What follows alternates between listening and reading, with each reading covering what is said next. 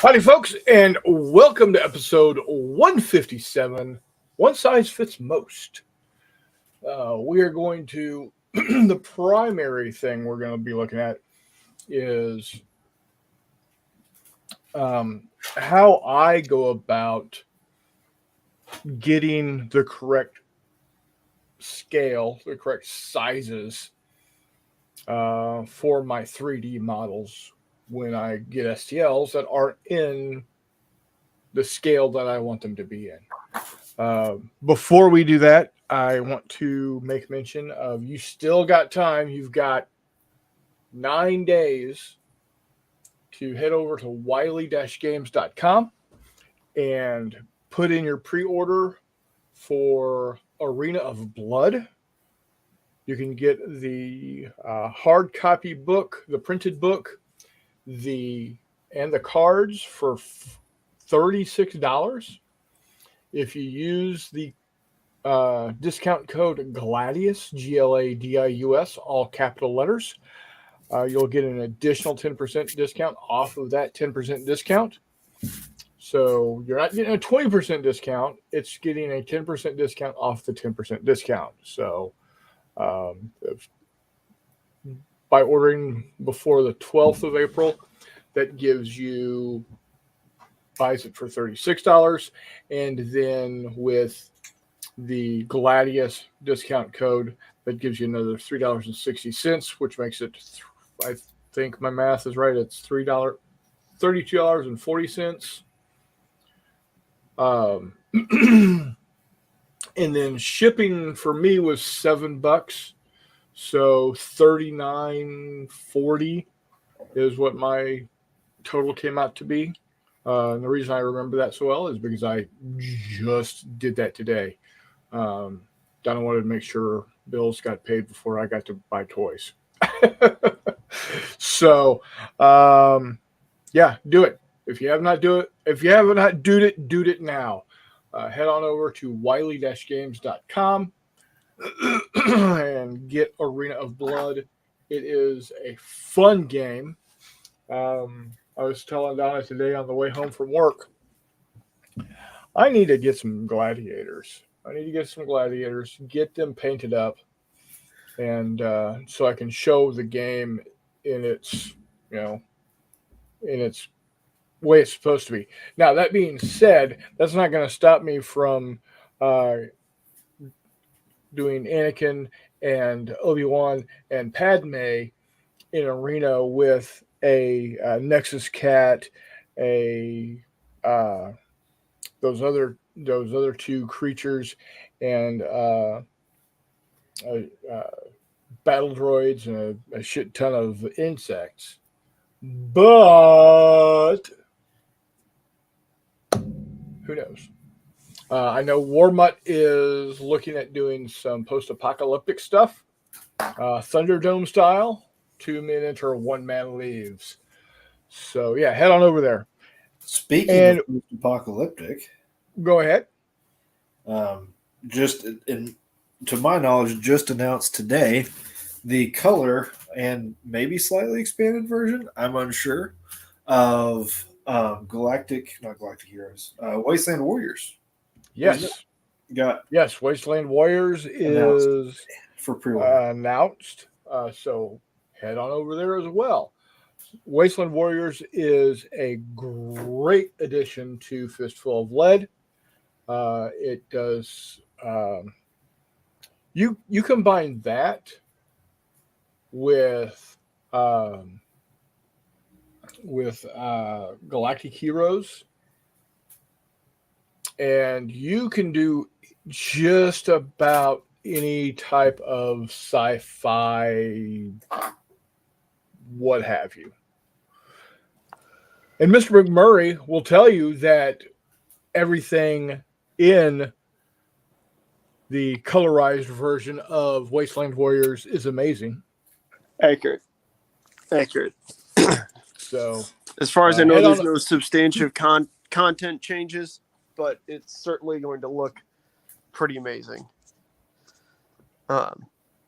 Yeah. Yes. Reese Poo Poo, how are you, buddy? Not too bad. About yourself? Oh, just another day in paradise. What are we talking about, gents? Well, I'm Well- resisting the urge to buy miniatures until after the move. But anyway, I'm going to say, what do you have, like a month and a half, 2 months? yeah, 2 There months. you go.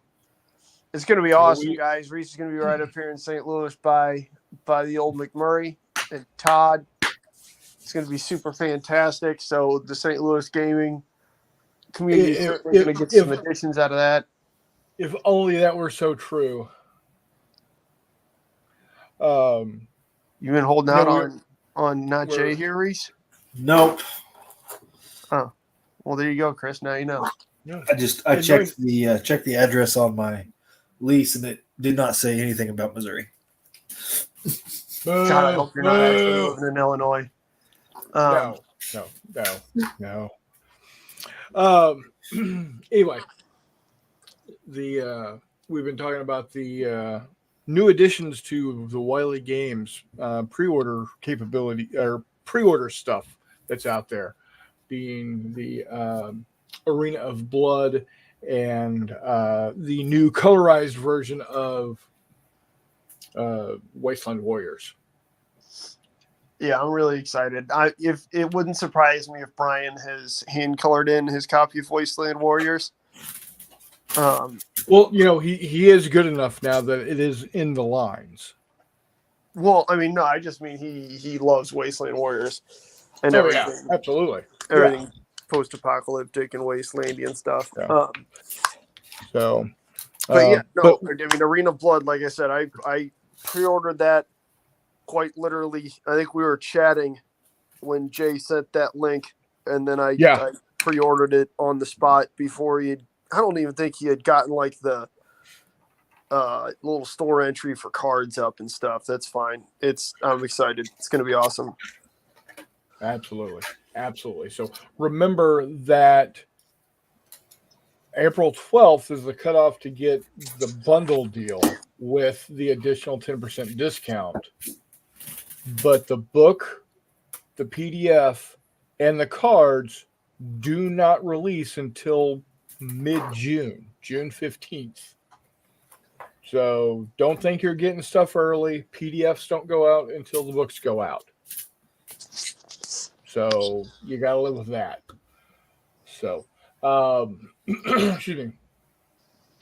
The other thing you do when you buy your new Gladiator miniatures and you buy your new post-apocalyptic miniatures, and you're thinking, man, what could I use to make these miniatures look even better than they already are?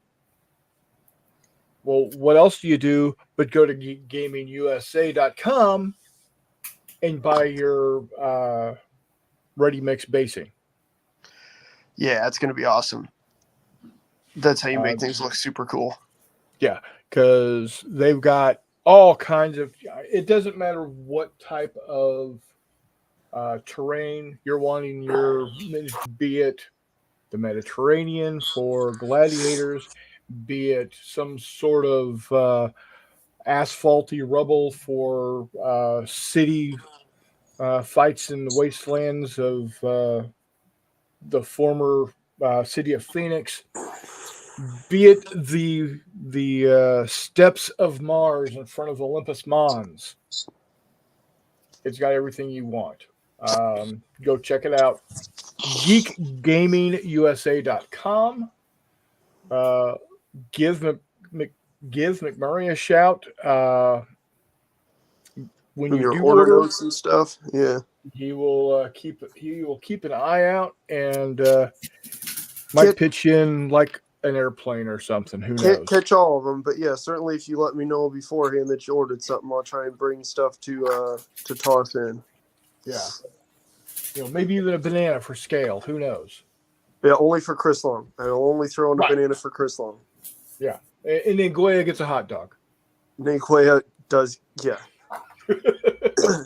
When Charles orders again, I'll throw the condiments into him. There you go. Speaking of Charles, he was here at 7:39 today saying evening. Hell yeah. And speaking of Dinguaya, he was here just 4 minutes later saying hi, Charles, Latora, and everyone else. Telemachus with If it smells like fish, it's a dish. If it smells like cologne, leave it alone. Andrew Dice Clay. There you go.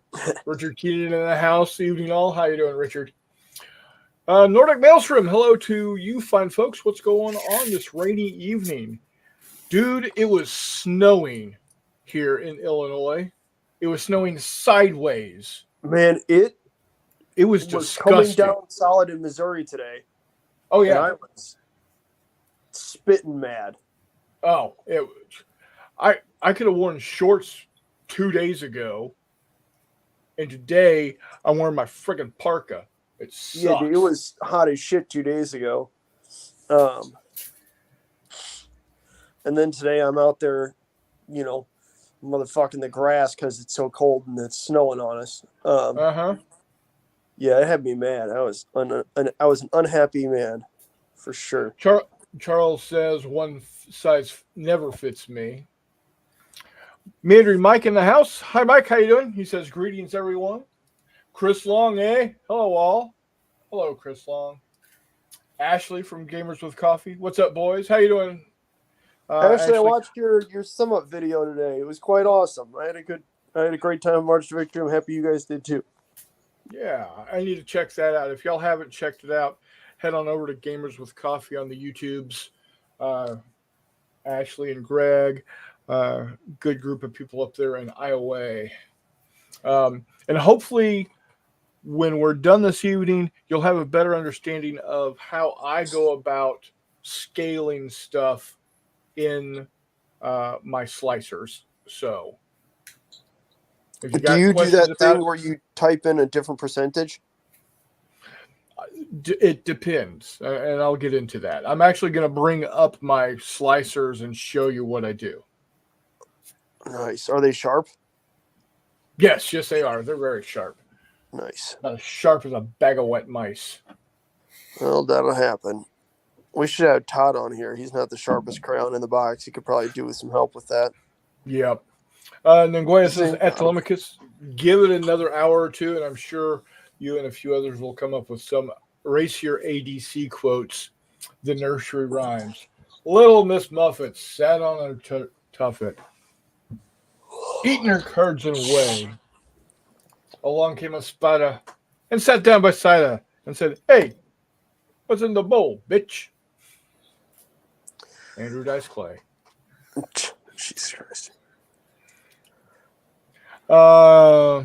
Gamers with Coffee, or Ashley said they pre-ordered it. They're gonna have some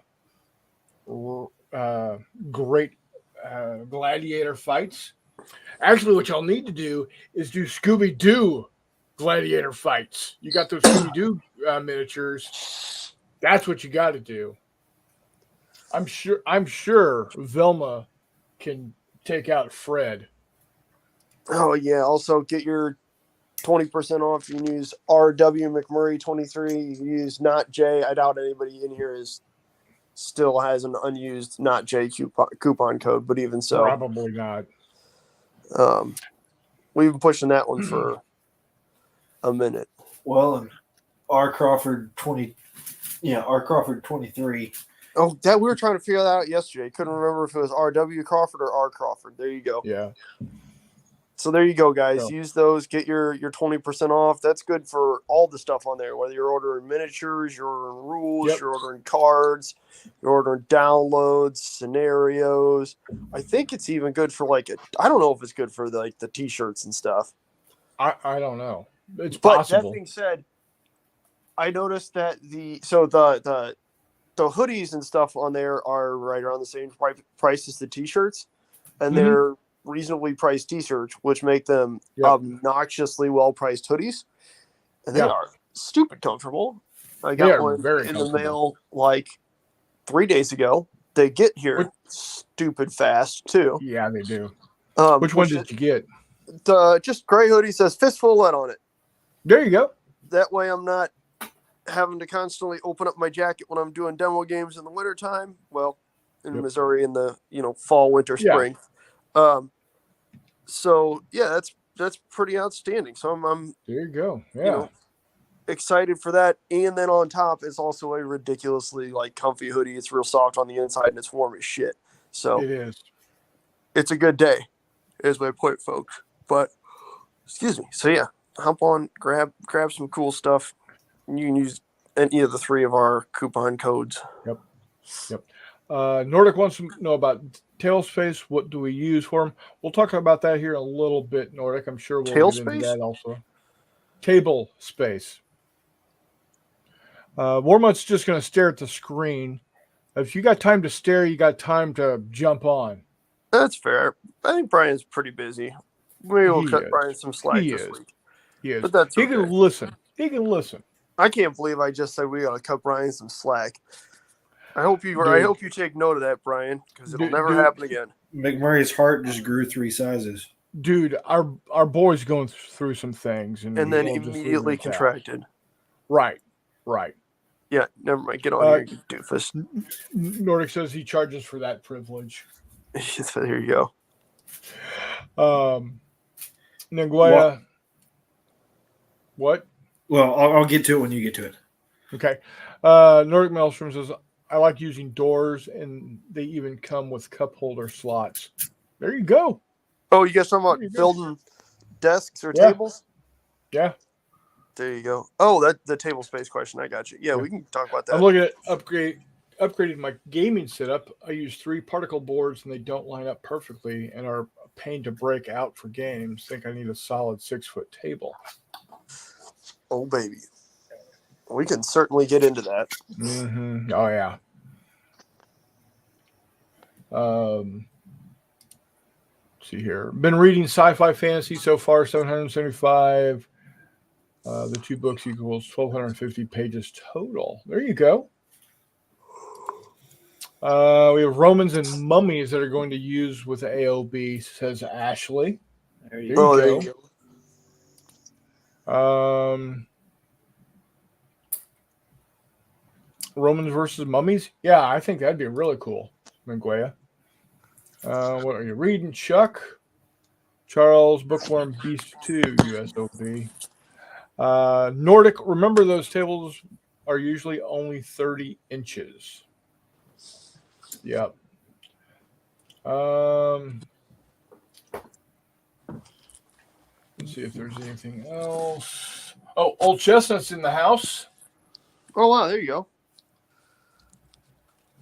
And remember, that's chestnut, not chestnut. Yeah.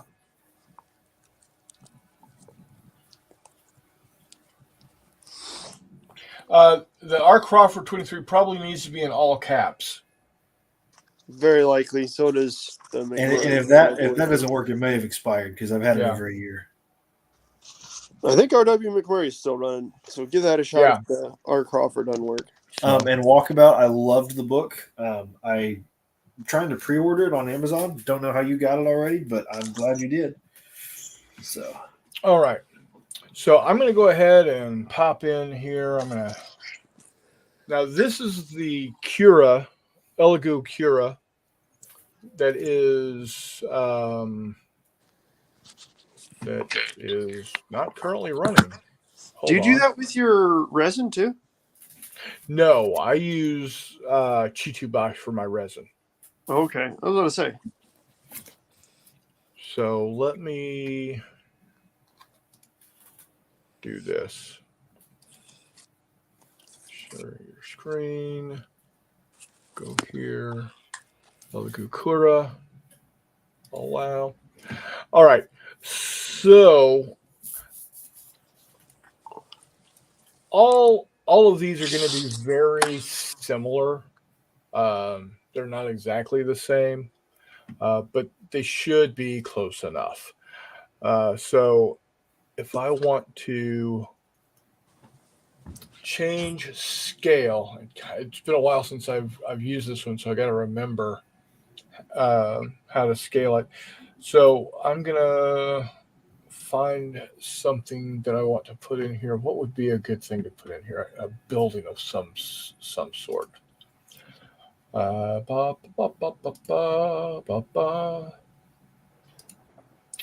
All right, so let's say I want to put in this supermarket. Okay. So here's a supermarket. It's already scaled for 6mm, right? And I can tell the size down here. It's 115.8 millimeters by 122.8 millimeters by 26.8 millimeters.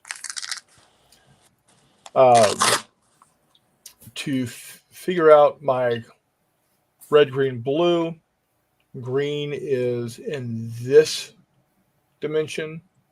Red is in this dimension. So green is width, red is depth, and blue is height. All right. So I'm going to come over here to, got to highlight it, and I want to scale it. There's two ways to enter information to scale. You can either do it by a what sort of absolute size. In other words, I want it to be, for whatever reason, I want it to be 180 millimeters in the red direction. Not 1800, 180. Okay. So that makes it bigger. It's 155.45%. But I know that it is now going to be 180 millimeters wide. But since we know that it's a 6mm, and let's say I want to make it work for 15mm, what is the upscale on that? Do you know off the top of your brain, McMurray? What scale are you in? This is a 6mm file. If it prints out, it will work with 6mm. And you're trying to get to 15? Right. 300%. 300%. Or if you want to get like really gnarly about it, probably like 260 or something. But yeah, going from 300 would be close enough. Going from 1/300 to 1/100. Yeah. Yeah. Yeah. Good enough for government work, right? I mean, ultimately, most 15 mils closer to 16, 17, or 18 anyway. So I usually go 300 and it works out pretty well. Right. Now, in this situation, I would not be able to print out this model for 15mm because it is too big for my build plate. And I can tell because it's stripy lines on this particular piece of software. Now, if I wanted to go from 1/300 scale, which is 6mm, to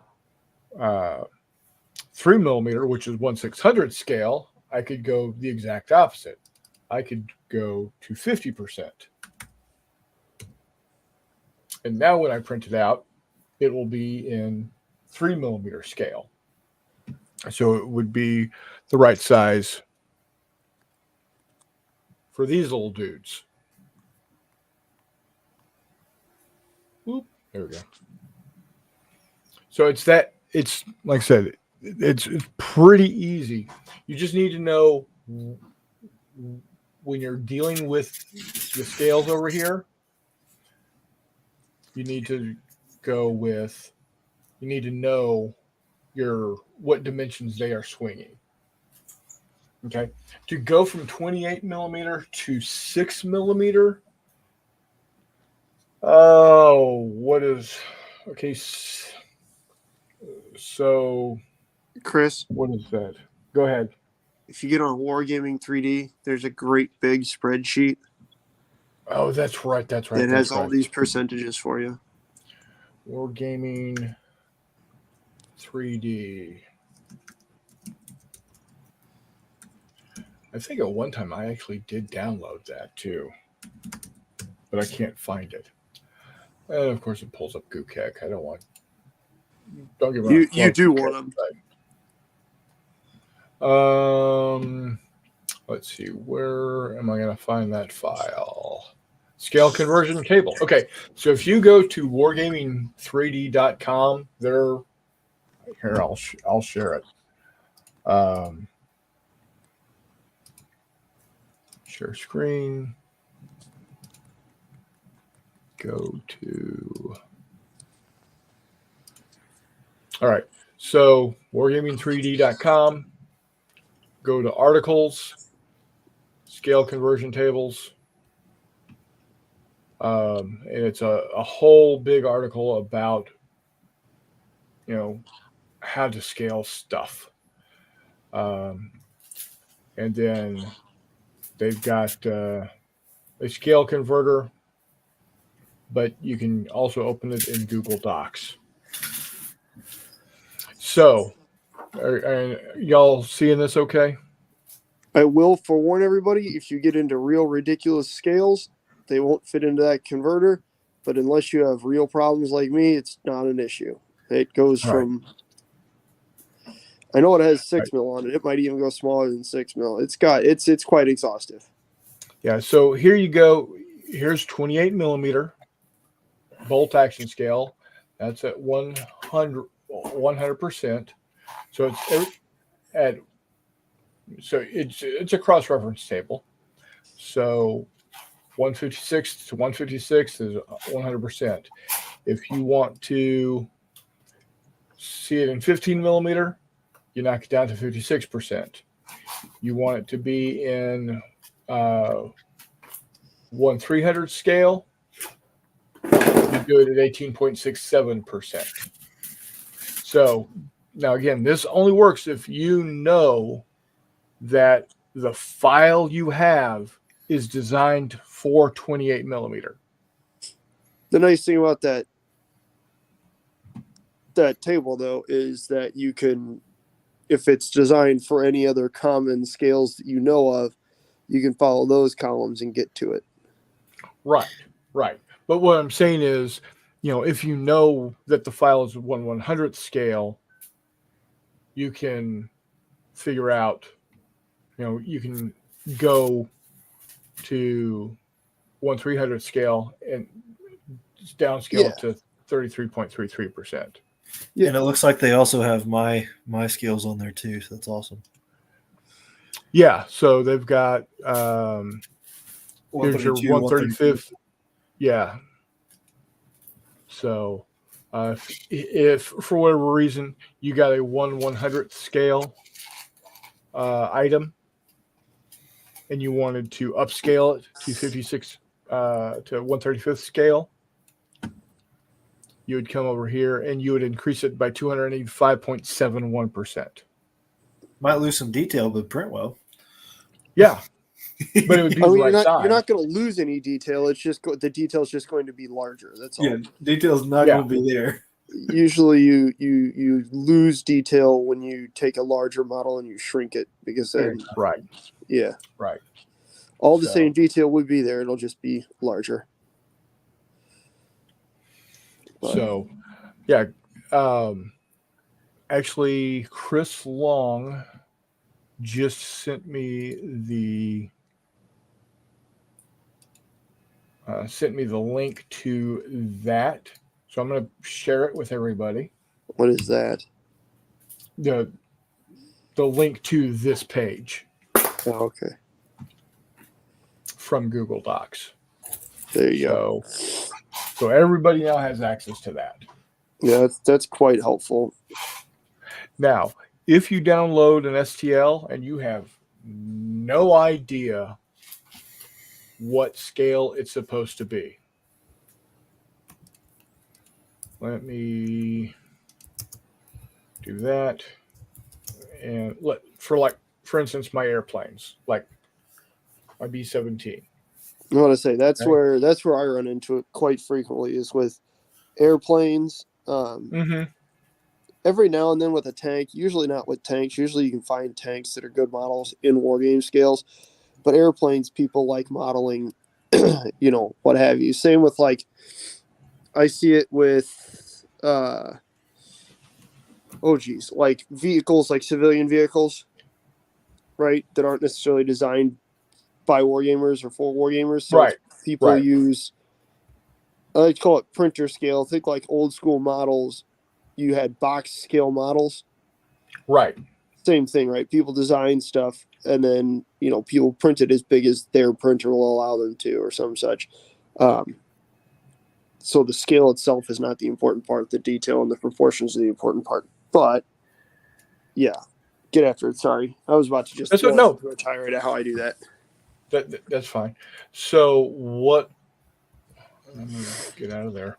So I've kicked over to my Choo box slicer. This is the slicer that comes with Elegoo Mars resin printers. And again, they're going to be fairly similar to, what others do or what others have. So here is a B17G. I don't know what scale it is, so doing percentages isn't going to help me. So I have to figure out either the length or the wingspan of the aircraft. And you can get that real easy by going to Wikipedia. And this is one of the times where using metric is better than using freedom units. All right. First off, I just want to point out that that's not true. It will never be true. It's just the time when you use metric.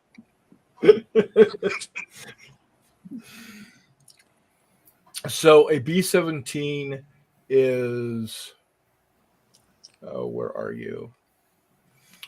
A B-17 is 31.62 meters long. Or excuse me, wingspan is 31.62 meters. I was about to say that's wide. what I usually use to scale airplanes is wingspan because Right. usually that's what you've got a true good measurement on. You don't have guns sticking out the front that may or may not be measured. You don't have, Right. Yeah. So what I do is I do 31.62, and that's meters. So to get to millimeters, I just multiply by 1,000 to get 31,620. And then if I want it to be 1/300th scale, I divide it by 300. And I get 105.4. So in this situation, since the wingspan is red, I will come in here and change this to 105.4.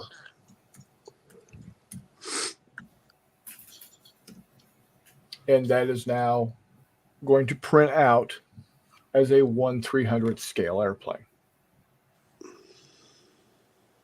It's that simple. Now, if you know, and if you're going into a strange scale, let's say you want to do something in 12 millimeter, or let's say you're doing something with, let's say you're doing something with, that the 13.5 millimeter bullshit that Warlords got going with their epic stuff. Once you figure out, and you've got all of these 15 millimeter models, but you want to scale them down. Once you figure out one file, instead of having to go through this process over and over and over and over again, if all the files you have are all the same scale, for instance, let's say they're 15 millimeter files, or another one would be like there are tons of models out there for first edition and second edition Warhammer 40K. People like to make them smaller to make their own epic scale stuff. Once you figure out the scale for one item, you just remember the percentage, make sure your lock ratio is in place, and you just put in that percentage on every other file you have. I'm not gonna lie to you guys. I usually put that in the folder name. Yeah. Where I have all of them stored. So if I have like what is it, Forest Dragon that makes all the 10 mil like epic or like the War Master scale stuff. I was printing off a bunch of his stuff at 6 mil. And so it's Forest Dragon, whatchamacallit, dash scale to, I don't remember what I was scaling it to, but yeah, you get my point. That's how I remember it, because I'm pretty dumb and I'll forget it, but if I put it in the file, boom. Or if I put it in the folder name, then we're done and it's golden. Yeah. So, and that literally, that's it. So now Ashley says her problem is with terrain, or not Ashley, I'm sorry. Walkabout says with terrain. Now with terrain, if it's buildings, I normally go with residential floors are roughly 8 to 9 feet each story. And then commercial is roughly 10 to 12 feet per story. That's a lot of math, dog. I'm not going to lie. I put a figure in the scale that I'm looking to make that building next to it on the build plate, scale it till it looks right, and then delete the figure and print the building. Yeah, let me show you how to do that, or how that would be done. So I'm going to kick back over to my Cura. Hold on one second, guys. Present. Stop screen. Present. Share screen. Cura. Where are you? Where are you? Where are you? There you are.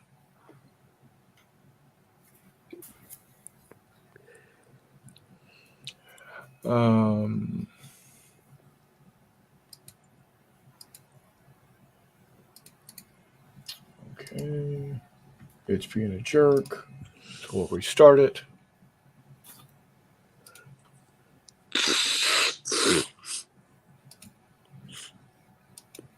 Okay. So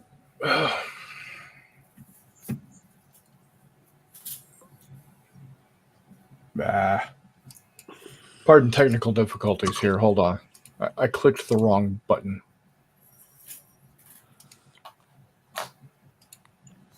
Share screen. Why are you being a jerk? Share screen.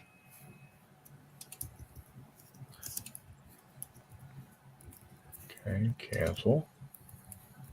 Present. Share screen.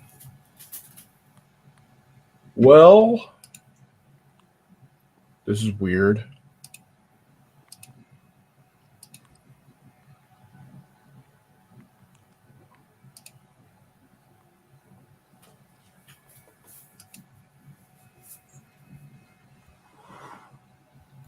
Hold on one second, guys. I'll be right back.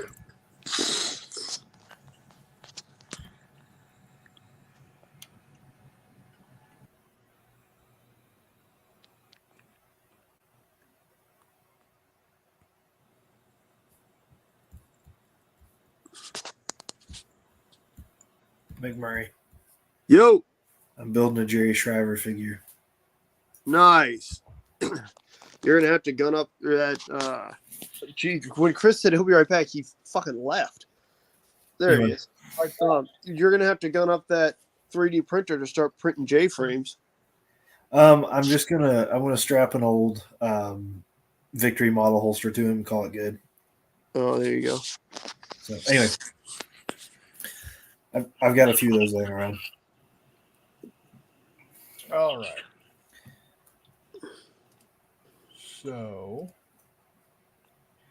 there, and I don't remember where I picked this guy up, but there is a set of files out there called SID scale.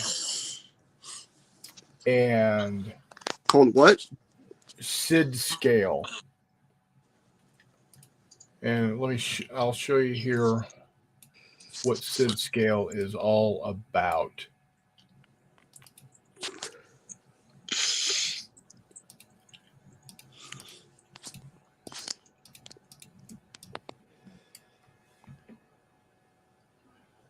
Maybe, unless I just completely freaked out my computer.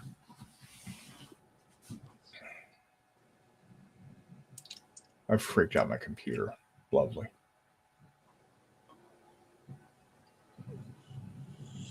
Freaking out, man. You're probably asking a lot of it running 2 splicers or 2 slicers and a stream.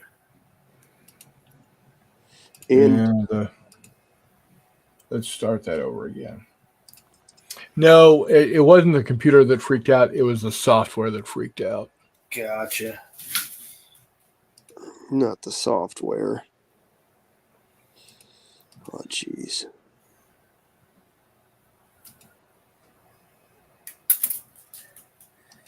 Well, that's going to have to work.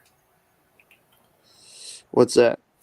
I can't find any information on what kind of shotgun he carried because I know he had a cut down shotgun too. So I just cut down an 870 for his pack. I'm about to say, yeah, just cut down an 870 or something. If you find out later, is the 870 is the action bar forwards or back? The action bar is forward, I believe. Oh, okay. I'm going to say on the bright side, if it's back, you can just like scuff off the serrations on it and it would look like a whippet, but yeah, it's all right. That's okay. I'm giving him the suppressed grease gun, a couple of handguns, the radio, and the shotgun. So anyway, There you go. Stole the show from Chris there. I didn't mean to. No, that's fine. No, you're fine. I'm setting stuff up here. It's okay. I'm about to say we got weird scale stuff going on too, and we were talking about 3D printing. Yeah, because that's another thing that excuse me, often doesn't come in good set scales, right? weapons. Like say you need an extra M60 or you've got a guy who needs an RPD or a Brown Bess or something, right? Mm-hmm. Or one thing that I have printed a couple times is a Baker rifle, right?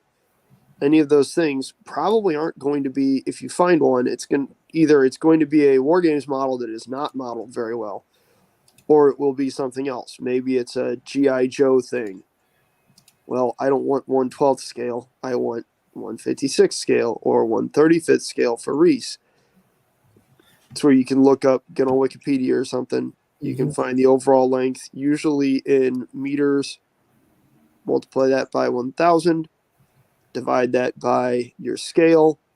And then you have the overall length in that dimension of the model. And you can put it right into your slicer like that.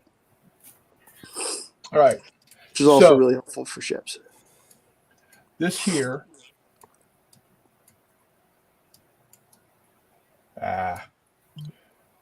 This here is the SID scale model.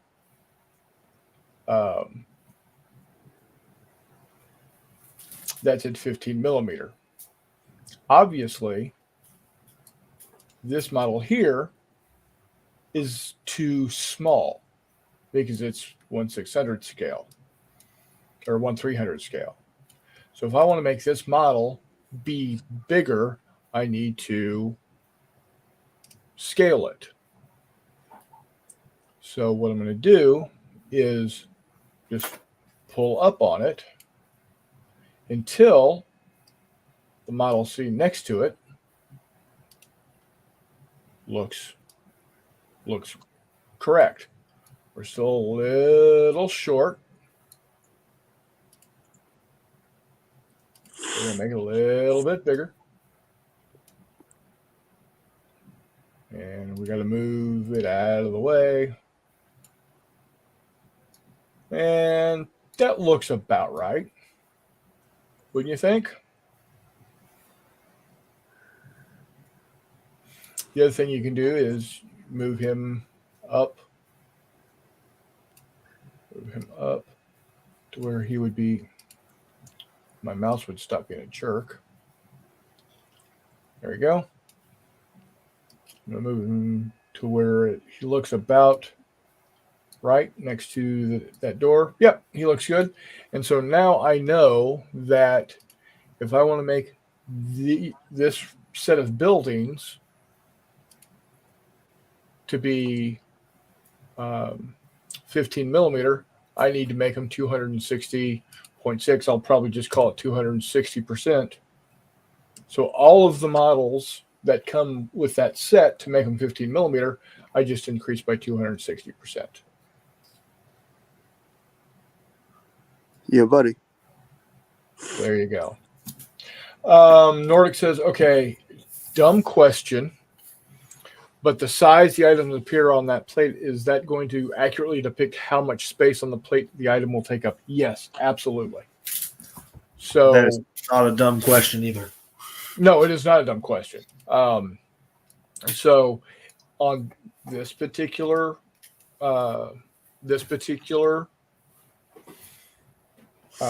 printer, which is an Elegoo Neptune 4 Pro, this is the size of its build plate. So that's the size I can fit.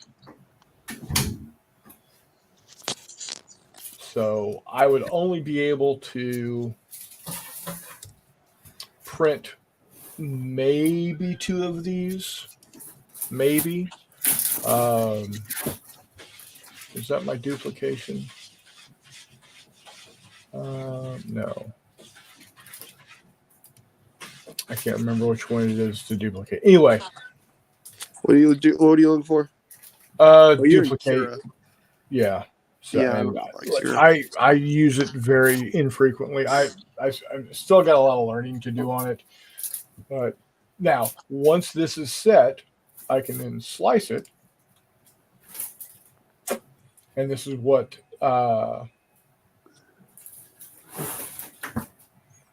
it'll tell me how long to expect it to run and how much it's going to take. So to print this building, it's going to take about 10.5 hours. It's going to take 366 grams, or a third of a roll, roughly, 122.66 meters, and it's going to cost me $5.12 to print.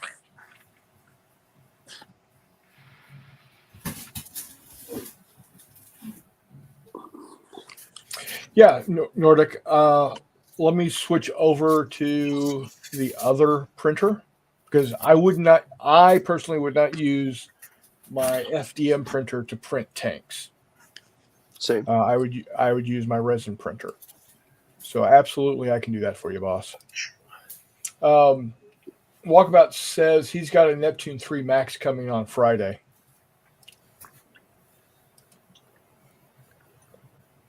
What's is that the 12-inch? I think that's the 12-inch base, isn't it? I'm not sure. Nor it really depends on what A, tank you're looking at, and B, what printer you're looking at. My old Mars 2 Pro that I had, about the only thing I couldn't fit 2 complete tank and turret sets with is like a King Tiger, that sort of stuff. Other than that, like, if I was doing, Shermans or Stewarts or Panzer IVs, stuff like that, I usually didn't have any problem getting 2 complete tanks on there, both hulls and turrets. So let me see. I don't have any World War II tanks handy. Hang on. Well, I don't know how to share a screen. Never mind. But yeah, 16 by 16 by 18. Sweet. That Jesus, thing's Chris, massive. You printing out another sun on that thing? Good Lord. Yeah. That's badass. That is fully 4, well, probably 8 times the print size of the guys that Chris and I are goofing around with. Because I think that one's 8 by 8, and then I don't know how how high it is, but even so. 16 by 16, that's just a 4 a four times larger footprint than what we're punting around. That's Here pretty we go. awesome, dude. You're gonna print some Yep. giant shit. That or you're gonna print a bunch of stuff and then just not. It's gonna be like an easy bake oven where you just do it. You set it. You hit print on Monday and you come back on Wednesday and it's done. Yeah. Which that's not a bad thing. Like that's pretty slick. Like that's pretty awesome in all honesty.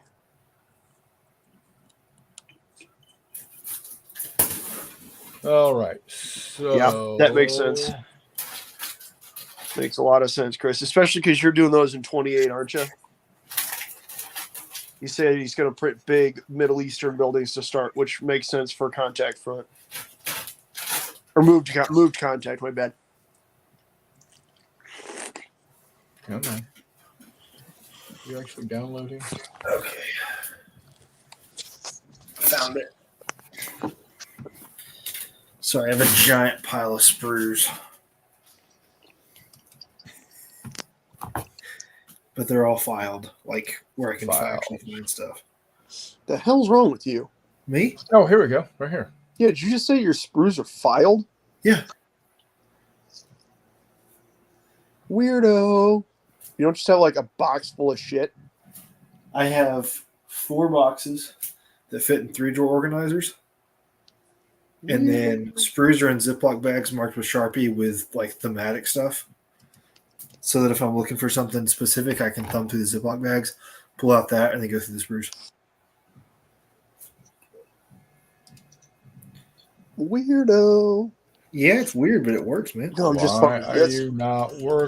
That's fantastic. Okay, well, I will Half go the reason I this stopped route then. buying and building plastic models is because I felt bad for not getting all the sprues off the frames.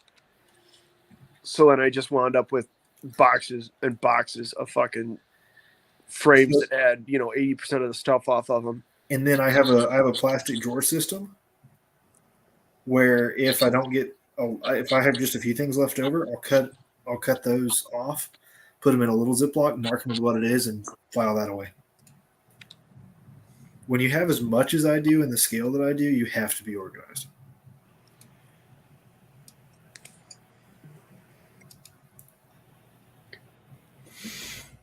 Okay. I know you do, Nord. That's the responsible thing to do. I'm just filed. Yeah, I'm just I don't know. Like I said, at least I'm self-aware enough to realize maybe I should just buy metal models for the time being. There we go. That way I'm not concerned about it. For a while there, I did, right when I started putting together plastic historicals, I would go through after I assembled my stuff and cut every bit off of a sprue. And, oh God, I feel like a doofus. And then I had those in little plastic baggies based on what kit they were from. Okay. The time has come to make a decision, McMurray. What's that? Do I put a Smith & Wesson in his hand, or do I put the suppressed grease gun in his hand? I do not have the suppressed grease gun yet. It's coming. I have used my 2 suppressed grease guns in inventory. So did Shriver usually carry a suppressed grease gun around? He had a suppressed grease gun that he liked. He had a Thompson that he liked. Yeah, I knew about the Thompson. Yeah, there's a couple of famous photos with a suppressed grease gun. Okay, I was about to say, what's the his famous photo where he's about to get on a helicopter? That's a suppressed grease gun, I believe. I'm looking it up. You're good. Let's see here.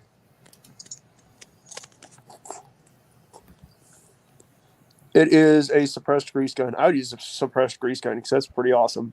Yeah, so I'll wait to do that then. Unless I want to have the suppressed grease gun slung in front and him shooting off a 357 or something. You could do that. The other thing you could do is what revolver are you thinking about putting in his hand? It's the 1917 pattern Smith & Wesson, but it's I mean that has been chambered in so many things it really doesn't matter. No, I got you. My point is, you could always just chop it so it looks like a 2-inch snubbed, like when guys used to snub like Model 10s and stuff. Yeah, I won't have the front sight though. Well, that's fair, but even so. Oh, I could easily do that though. So he's gonna have at least 2 pistols on him because I've already got two pistols on him.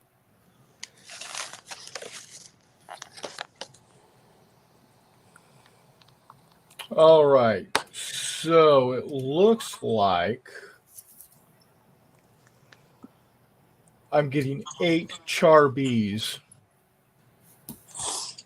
It's just a big ass tank. On What a Char? single build plate. What Char B model is that? Is that the German anti tank or the German y- self propelled Char B? Yeah. Okay, I was like, wait a minute. Granted, you're not having to put turrets on there. If you're having to put turrets on there, it would probably be 5 or 6. Right. Yeah. Yeah. This is the LEFH 18-3 ALF GWB2-8 chain. Yeah, there you go. So I mean, Whatever the hell that means. it's a German self-propelled 105 based on the Char B chassis, because the Yeah. LEFH 18 is is the Wehrmacht standard 105 millimeter, like regimental level. Yeah.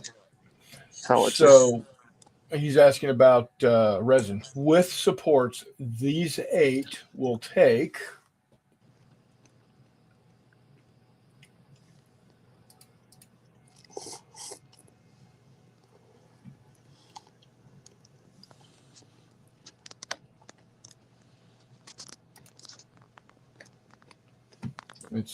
It's chugging along here.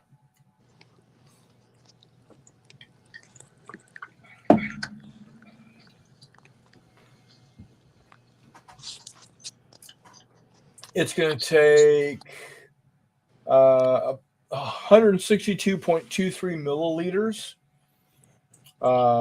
which is roughly 18% of a 1 liter bottle, because it's also a kilogram.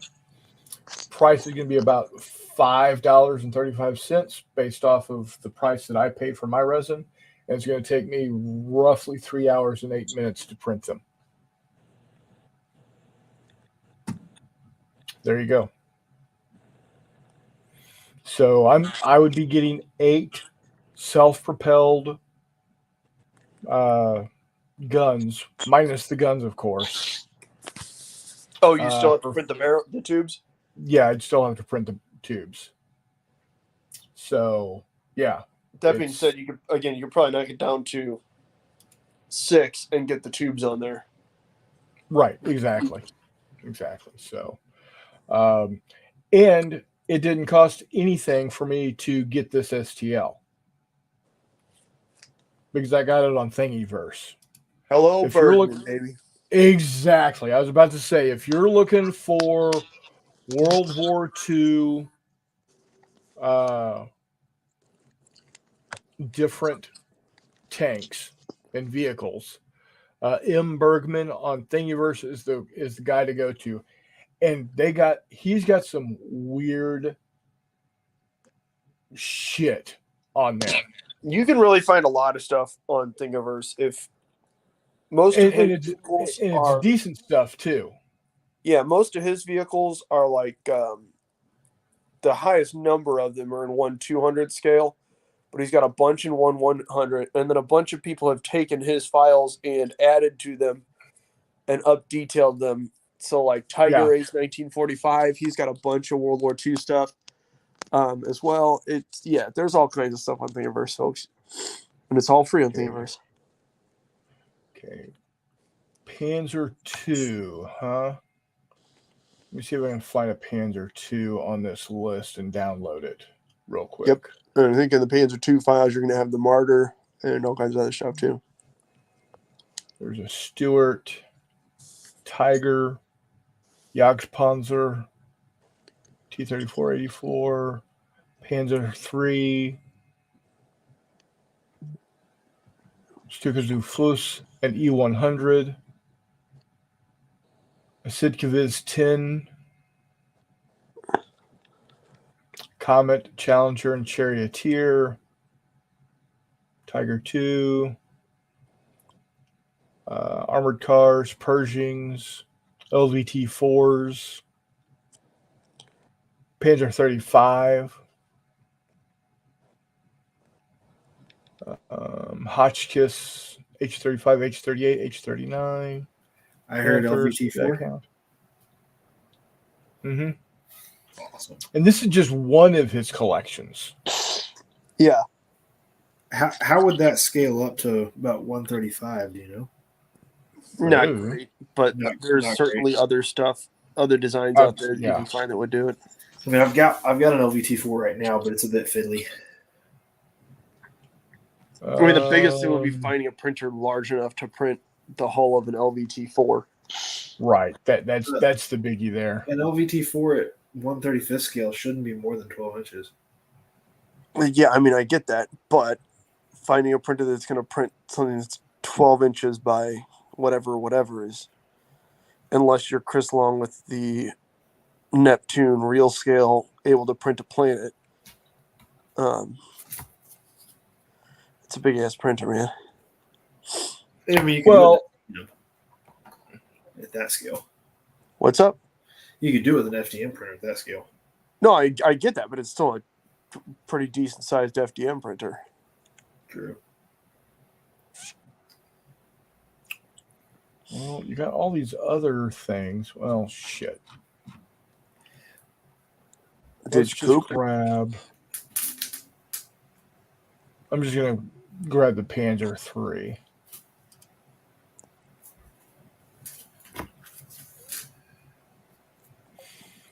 Okay, so here's the Panzer III.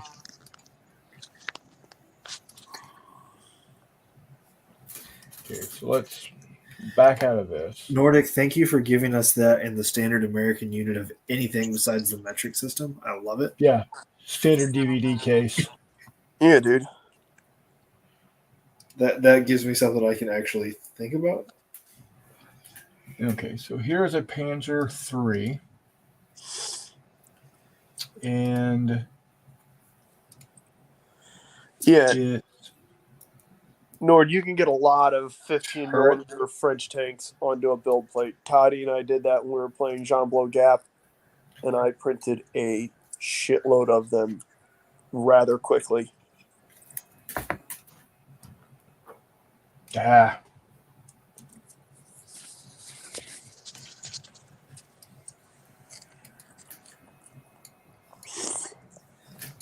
no idea why. No. Reset. Move. There we go. Don't know why. There we go. Why do you keep wanting to rotate? I'm telling you to move, not rotate, you ignorant cow. Oh, now. Oh, now. It's all relaxed.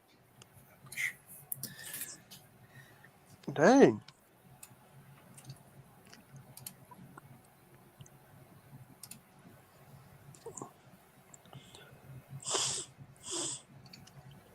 I believe it. I've got a Tiger 2 that I need to build. It was given to me by a good friend of mine. And, yeah, I've yet to build it. I did build the M10 kit he gave me though. So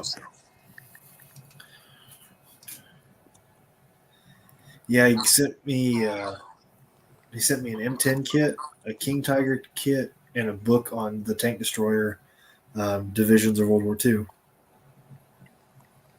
I was like, thanks. That's a good friend. Oh, yeah. Haven't talked to him in a couple of years. I should probably ask him how he's doing. Did you send him those feet pics, Yodim? Nope. He's another 54 millimeter gamer, though. They do exist.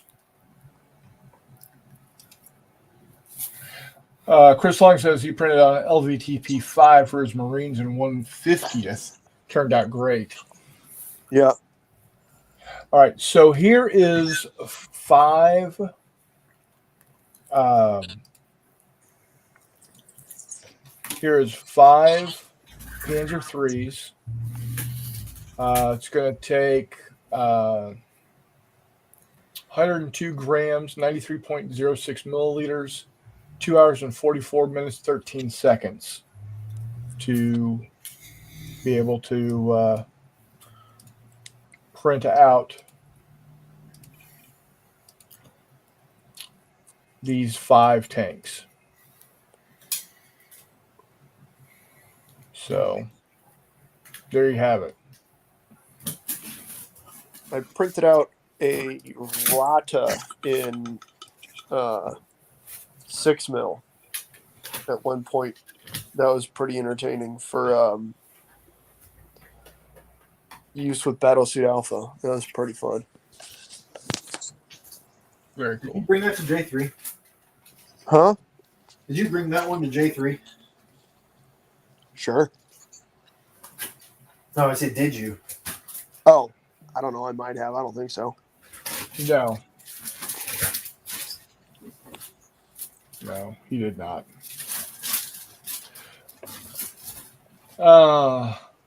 It says that's not bad price wise. Honestly, Murray, I do both 6mm and 15mm for command decision. There you go.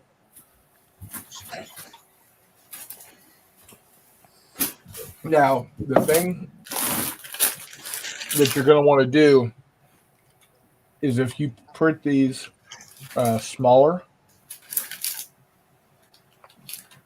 is your one going to what the hell? Okay. If you're going to print them smaller, I'm going to be honest, you're going to want to get them into either Mesh Mixer or some other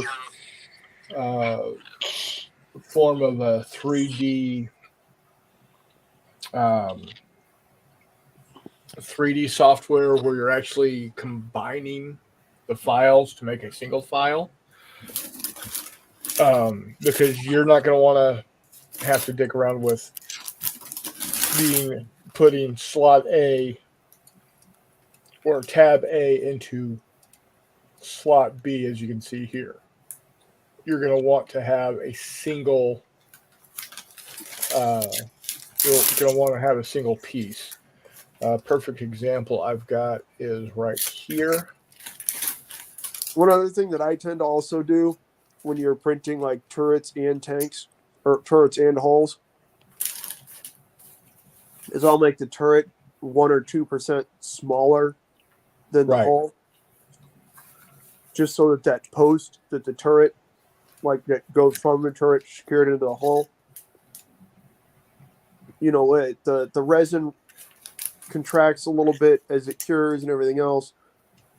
And sometimes people model those really, really like with tight tolerances that just aren't there.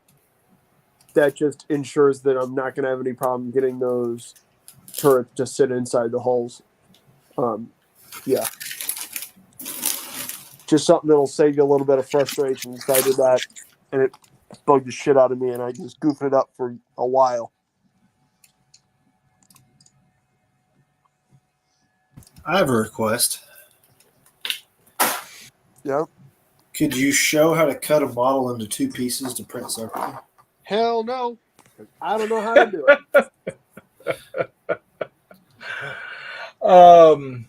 I do need to figure out how to do the combine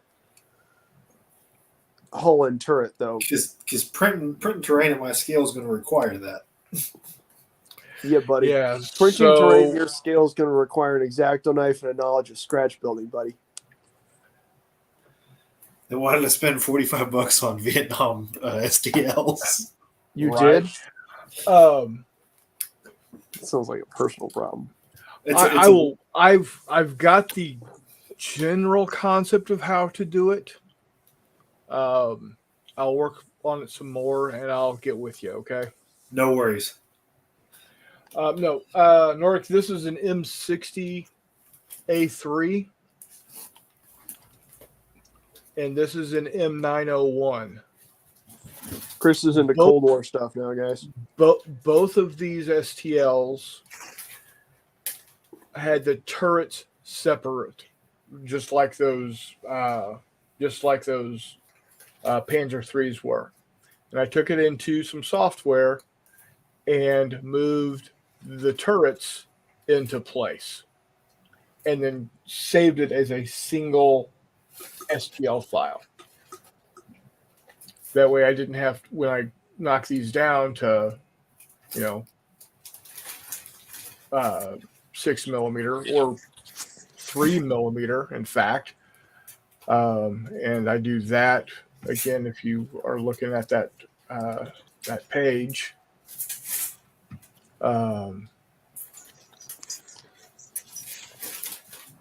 Chris, so these are one. You could just buy a giant FDM printer. There is that. So it's a 1/100th scale. I'm wanting to take them down to 1/600th scale. And see, that's the problem. I don't have a 1/600 on this list.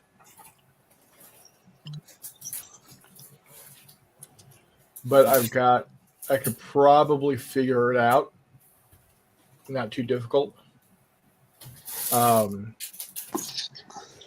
Yeah, 1/100. If I would probably take it down to, I think it's about roughly 15%. Yeah, why they don't have 1/600 scale here, I don't know, because that is a rather popular scale, especially for aircraft. They've got 1/44th scale, but they don't have 1/600th scale. That's because, especially on there, a lot of people buy files to use with Blood Red Skies, which is 1/44th. Your 1/200th, yeah. Rather standard. Or I'm sorry. What am I thinking here? That is 1/200. Yeah. So is that they'll what get everyone's using for their standard, like 10 or 12 or whatever fucking millimeter scale? Yeah. I don't know. It doesn't matter. Yeah. So, but let's say I wanted to knock these down to 6mm. I know that they're 15mm, so I'm going to knock them down to 66.67%. Come over here to scale. 66.67. And that is now a 6mm model when it prints. It's a little, I think that's about right. Yeah, that's about right for 6mm.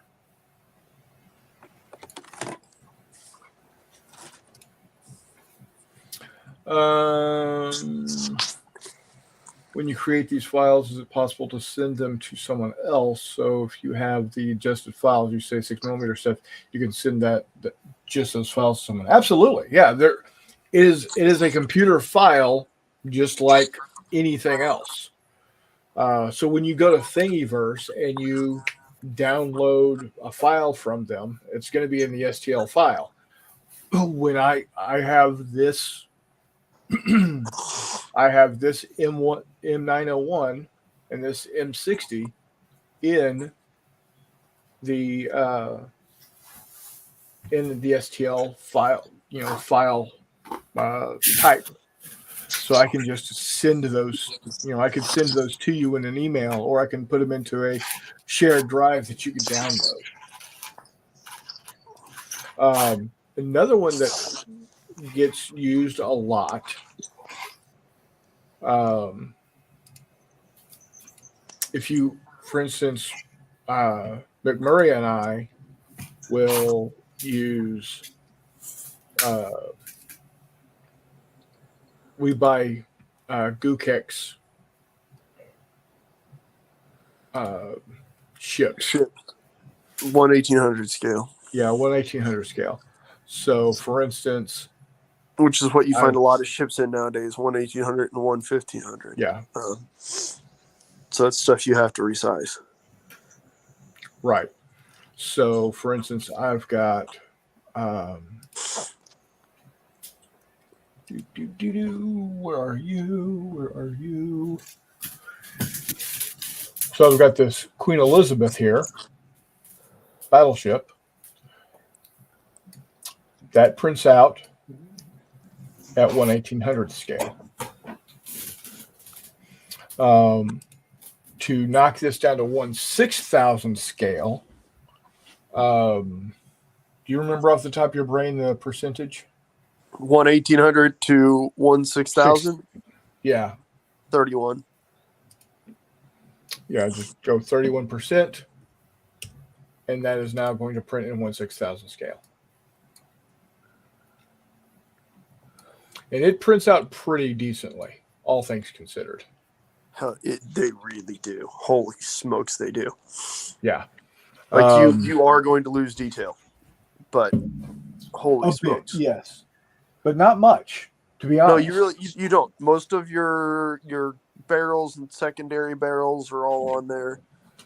It just, I mean, obviously when you are printing something 3 times as large, you can get details that are small enough. Like, you're not, Gukex stuff doesn't necessarily like push the limit on detail printing if you're printing it in 1/1800, but it certainly has details on it that are small enough that when you shrink them to a third of their size are hard to see and print, which just makes sense. But yeah, I had somebody get like real weird about like, well, that's kind of shitty that it won't print those. Like, why? I'm always printing them at a third of the size they were supposed to be printed. Like, I can't get mad at Bergman about that. Yeah, exactly. I do not have any 15 millimeter tanks printed because I don't. However, Chris Long just sent me. I have a shitload of 15 millimeter tanks printed. Who's wondering about 15 millimeter tanks that are printed? Nordic. So I'm going to share my screen here. Come on. I'm about to say, if you need me to show that, I can do that in a minute here. Who's got a hot bikini babe? Reese? What? I think Nord's asking about the picture next to your door. Is that a hot bikini babe in the water over there? Picture over there? I mean, I would assume that's what Nord is asking about. I don't know. Nord knows that Chris and I aren't hot bikini babes. That's Jeb Stewart, and that's a Huey frog. Well, it's a frog. That counts as something that goes in water. I mean, it gets it done for me. All right. So there you go. Those are 15 millimeter. It's a KV2 on what? Is that a T70? Or some goofy little Russian light tank there? Yeah. It's certainly a KV2, that's for sure. No, it's not a bikini babe. It's Soviet armor. Which, I mean, to some people, you get the same effect. I mean, Jeffy would have the same effect. KV2. No. Jeffy's a normal, well-adjusted young man. Okay, if it was a tiger. I think you'd probably have a better chance getting Jeffy bricked up with Jeb Stewart than most pieces of armor. Facts. But, oh God. I just got plinked. What did I get plinked for? Not that there's anything wrong with Jeffy getting bricked up over Jeb Stewart. It's just a little weird, that's all. Yeah. Chris Long says he might just have a few 15 millimeter tanks printed. Yeah, I mean, exactly. Exactly. He's got 15 millimeter tanks like I'm working on 1/300 scale airplanes. Christ. And you're almost to my 1/600 scale collection. Yeah. That is really early. Which y'all saw about half of them at March to Victory. Now, the thing to remember is you do run into the problem of failures. The problem of what? You do run into the problem of failures. got to call him Reese while we're here. Like, you got to use his name. So this is God, an that's example fucking of a failure. dehumanizing, Chris. You know that? I'm not the one saying it. Yeah, it's true. How much does a good 3D printer cost that can handle printing these things? So my Mars 3 4K was $145. They're currently sold out. You can get the Pro, which is the exact same printer with the air filter, for $175.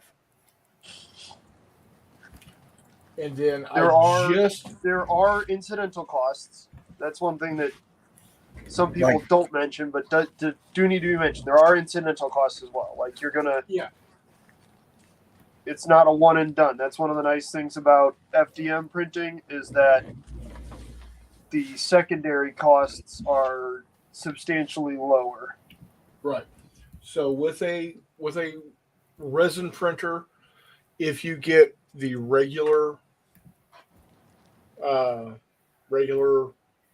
resin, you do have to get 90% or better IPA, isopropyl alcohol, to clean the resin off. Fun fact, you can also use denatured alcohol, which you can buy in gallons from hardware stores. Right. Works great. Well, I can get 99% IPA from Ace Hardware in a gallon. That's true. Now that COVID Same. is a few years past, it is a whole lot easier to get the stuff. It was fucking brutal there for a while. So but that is true. Now that COVID's over, it is a lot easier to get. This bottle here is about $19.50. This is twice the amount I just paid $37.50 for it. Oh, sweet Jesus. You can buy, and you got a gallon of it for $37? No. I'm talking about the resin. Oh. 2 kilo. Mary and Joseph, Chris. Please tell me you don't just pay $37 for a gallon of alcohol. No. God, better be the good stuff. No. Yeah, but you right? just have me scared. No. Straight up scared. Resin. 2 kilogram bottle for $37.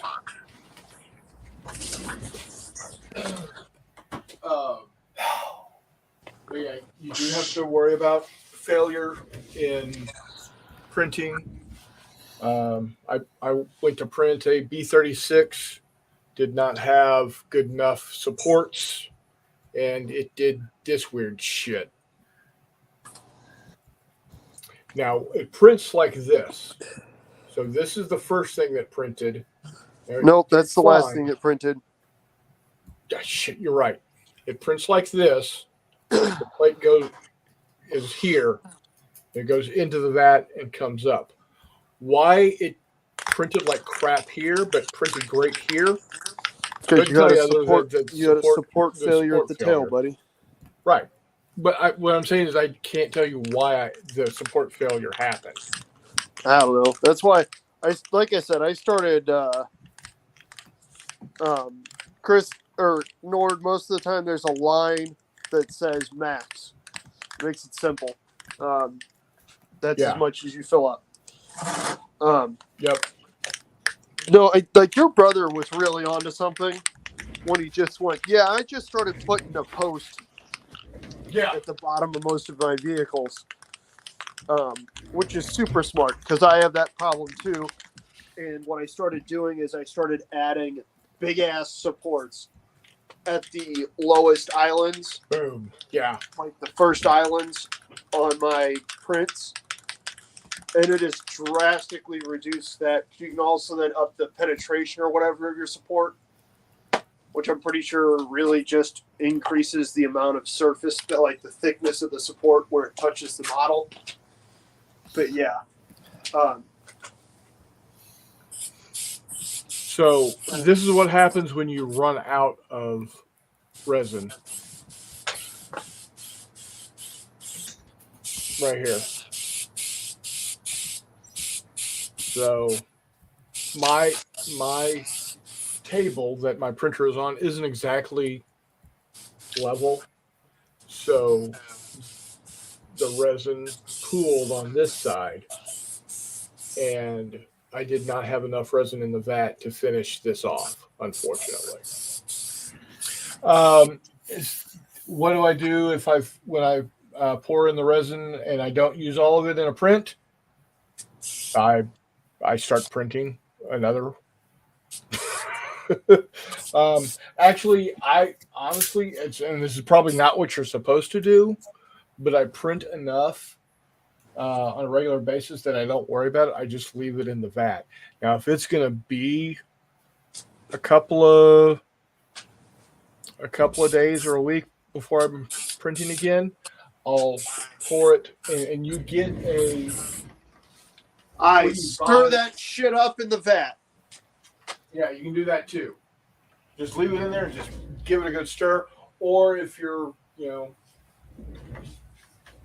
really anal about it, it comes with these little funnels with little wire mesh filters in them.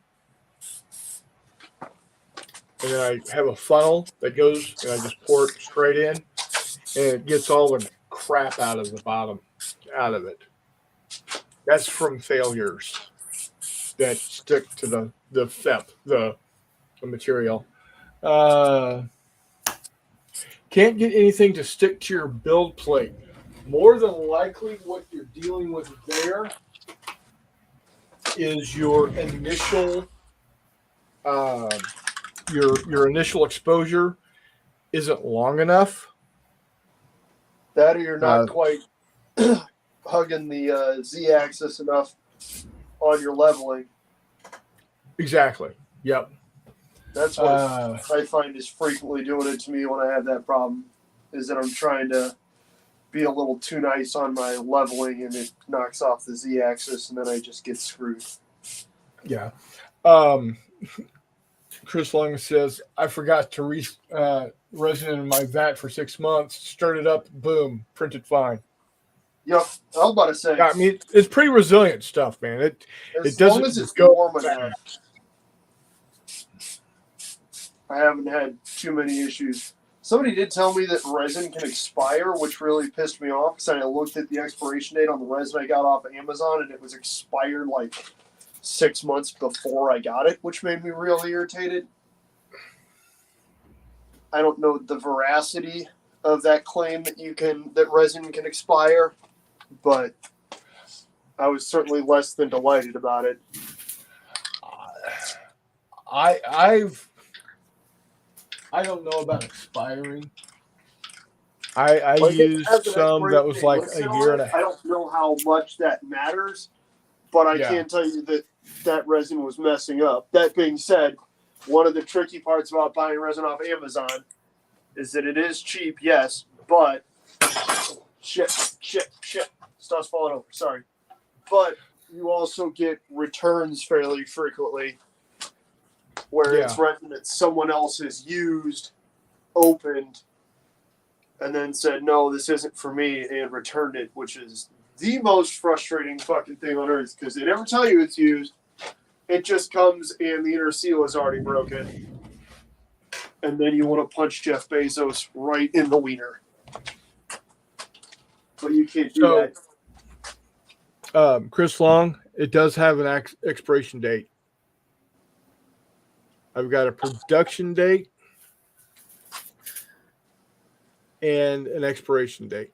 Yeah, like I said, it's listed on there. I don't know how much it matters, but it is on there.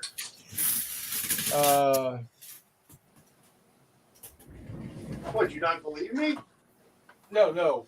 Chris Long was saying that that's the production date, not the expiration date, and it's got both. Yeah, elegant resins do at least. Yeah. And I don't want to say I'm particular about my resin, but I use Elegoo resin in my Elegoo printer, and it might be a little more expensive, but I know that I'm not running into the problems that Murray's talking about, because I only get it from the Elegoo um Amazon store.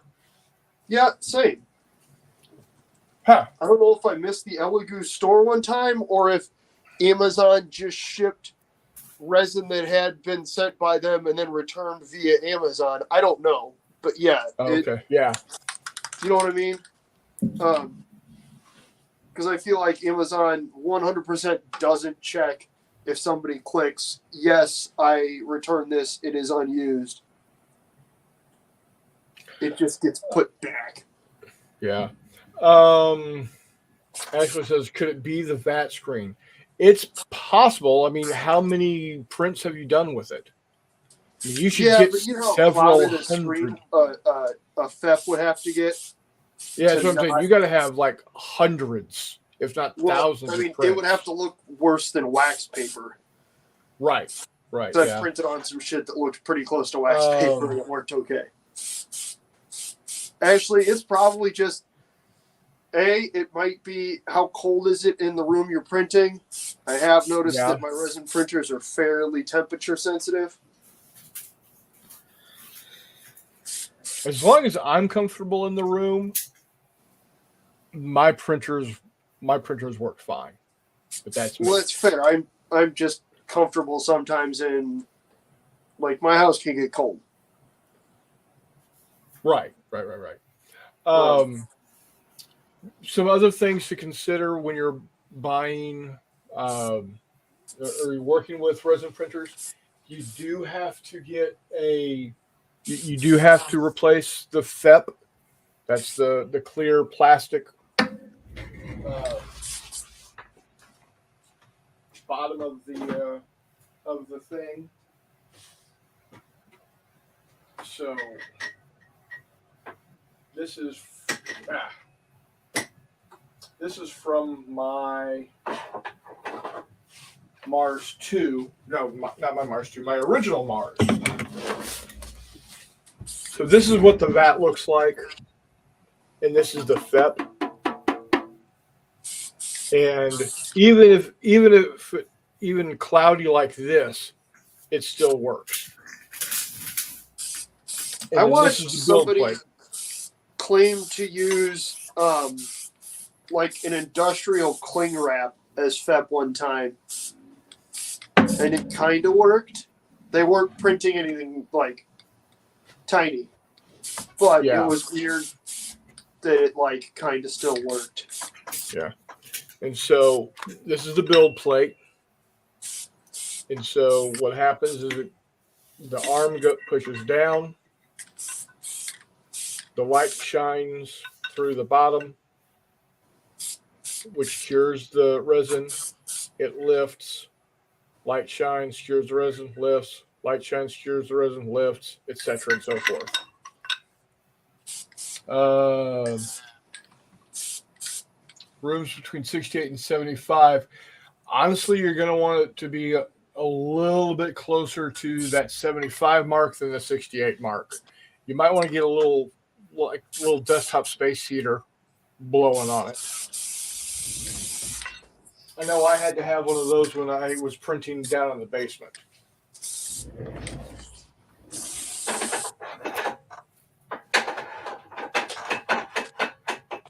All right, and I just finished printing another B17 and a couple of P51s. Let's see how they turned out.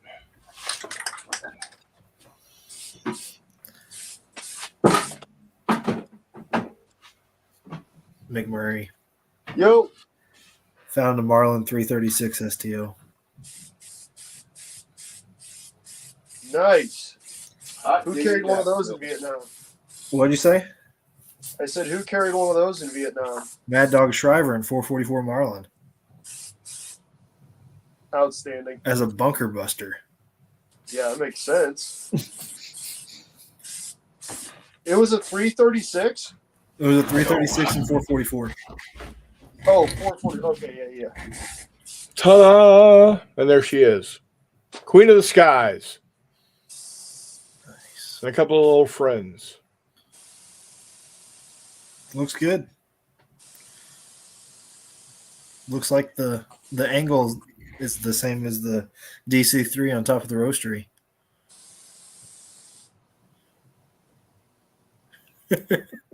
With the supports, that's what it looks like. Yeah.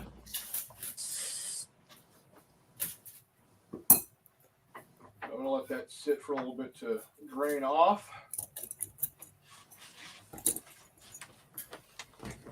Yeah. So that file is locked in. It is good to go. The only reason I had a failure with that file is I ran out of resin on it.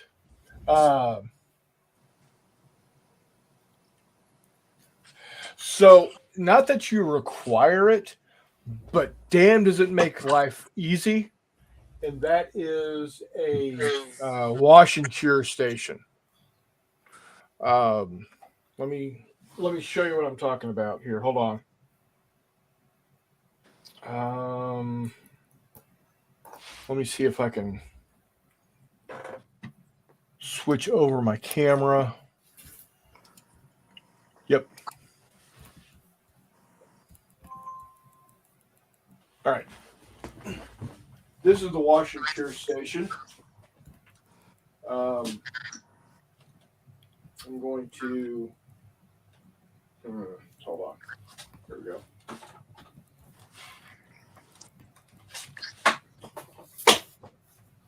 The wash part is I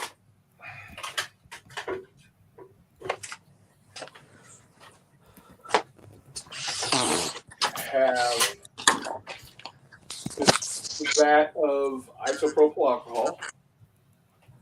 I will then take my whole plate and drop it in.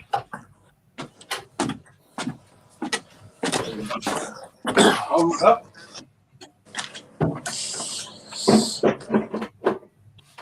And make sure it is on wash for 12 minutes. Then I start it. And it's basically spin cycle for me. Don't mind. Here's some of all the airplanes that I've printed.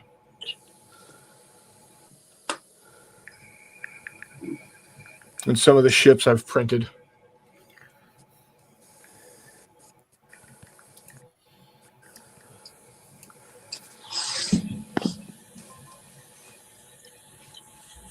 So the wash and cure, if you can get it on sale, you can get it for about $100. And sometimes you can get it. Well, let's take a look here real quick. Let me here. Hellogo.com.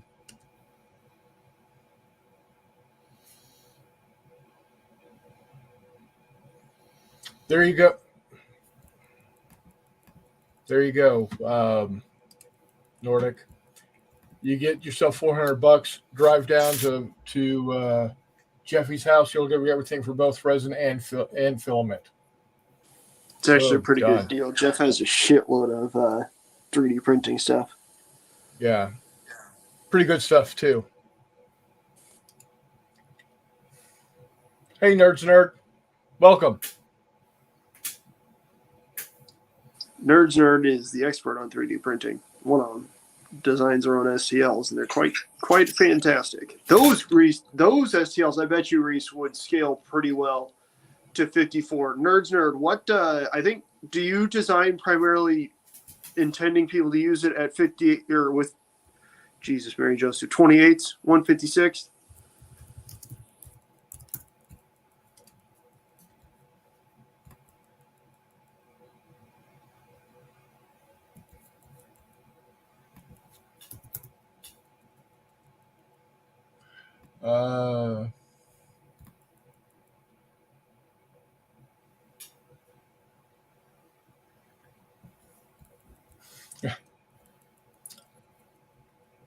Upload at 148th, but try to make this scalable to 1/100th or 1/35th. Awesome. Boom.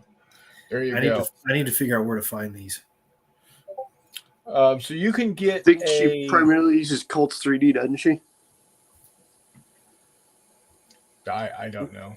I'm trying to think now. Shit, where did I see those? Nerd. That's a good point. It's cool because she's got all kinds of like weird war stuff. Like she designs really good traditional vehicles. Yep, see there you go, Colts 3D. Colts 3D. Yep, there But you then go. also like you can find a Tesla turret and stuff like that. They're pretty slick, man. And the nice thing about them being separate because they're a larger scale is you can just pull one turret off and put the other one on if all of a sudden you want to, Well, you know I've been looking into like Conflict 47 type stuff. Yep, and you can give Hitler the zappy zap all of a sudden. Yeah, it's pretty awesome. Outstanding. Oof. Holy smokes, Nord. That's no good. Oof. Yeah, that's a no go at this station.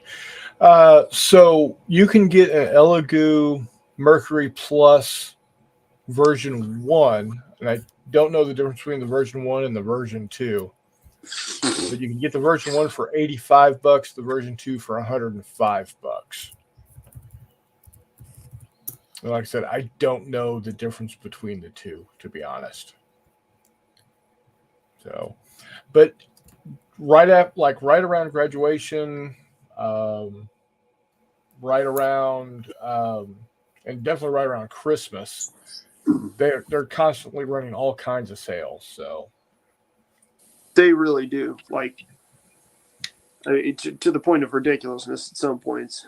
Like they'll knock a third of the price off. But yeah. So like my Neptune 4 Pro that I bought, right now it is being sold for $280. I think I got mine for a little bit less than that. Not by much though. And then the resin printer, they actually don't even sell my resin printer anymore. They don't sell the 4K anymore. They sell the 312K and the 4s. So They don't there sell you the have it. Mars 3 4K anymore? Nope. Shit, I got that right for the end of it then. That's pretty awesome. Yep. Sorry. We hit whatchamacallit. Who was talking about French early war? Was that, I think it was Nord. Yeah. I'm scrolling through stuff that Nerd has up on Colts 3D, and Nerd does have Char B1s, Hotchkiss H39s, and Panhards up There you there. go. Nerd's knocking it out of the park.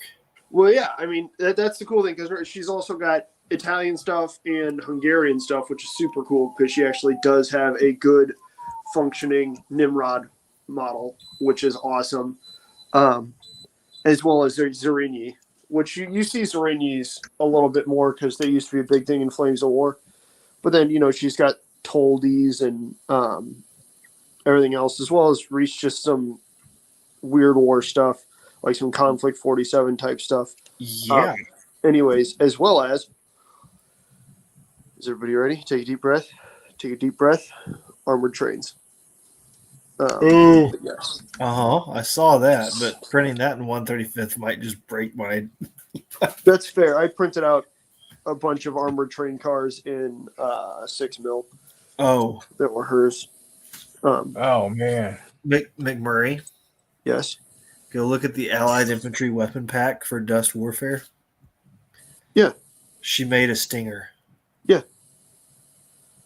I have a Tony Stein. I don't have any.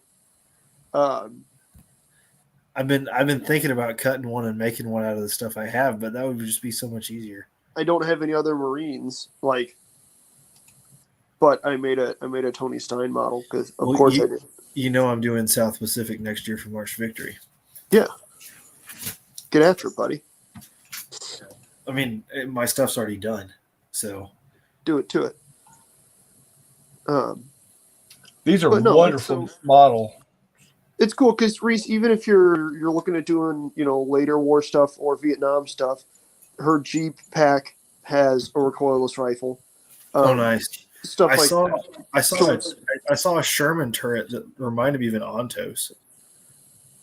Yeah. Is it designed to be a skink sort of thing or the U.S. skink equivalent? It's got 6 recoilless rifles on the side of it. That's all I know. Oh, okay. I thought she had one that was the damn. U.S. the skink sort of thing. But I think it's got 6 barrels on it instead of 4. Because didn't the skink only have 4 barrels? I think the Canadian AA self-propelled Sherman turret. Look at the half-track pack. Again, I don't know why you guys are all shocked now that you're actually going and looking at what I've been telling you guys is really awesome stuff. Well, I wasn't in 3D printing at that point. So since the day Nerd showed up and was like, oh yeah, also I have stuff on Colts 3D. That was like, what, 6 months ago, Nerd? But yeah, okay, there you go. Yeah, so you can do any of the GMCs. Yeah. As well as they've got the quad. Nerd, do you have the I see you have the M15, the quad. Do you have the M16, the one that's a hybrid 40 mic, as well as some 50s? I thought I saw something like that on there. She's got the quad 50s. She's got the M16 quad 50s. She's got the quad lasers, maybe? Not sure. Yeah. She's got the 75 millimeter. And the 105. And the 105. Which and then a big ass laser. I need to get the 75 for the Pacific. Yes, you do. Marines were a big fan of that thing. Yeah. Honestly, it might be worth looking into finding some sort of relatively, unobtrusive, universal-esque cruciform mount, because then you can print a spare quad 50 and put that on there, because the Marines were also a big fan of that. Let me take my M16 and put it on my build plate and see if I can squeeze a 135th scale half track on my build plate. There you go. I was going to say, because the thing is, that's I wasn't even thinking about that until just now. That quad 50, man, you could use that for World War I or World War II or Korea. Or, I'm sorry, Jesus Christ, or Vietnam. If it's half track? Yeah. Yeah, man. So I'll buy that, or it's free because Nerd is awesome. Well, yeah. How do they make money?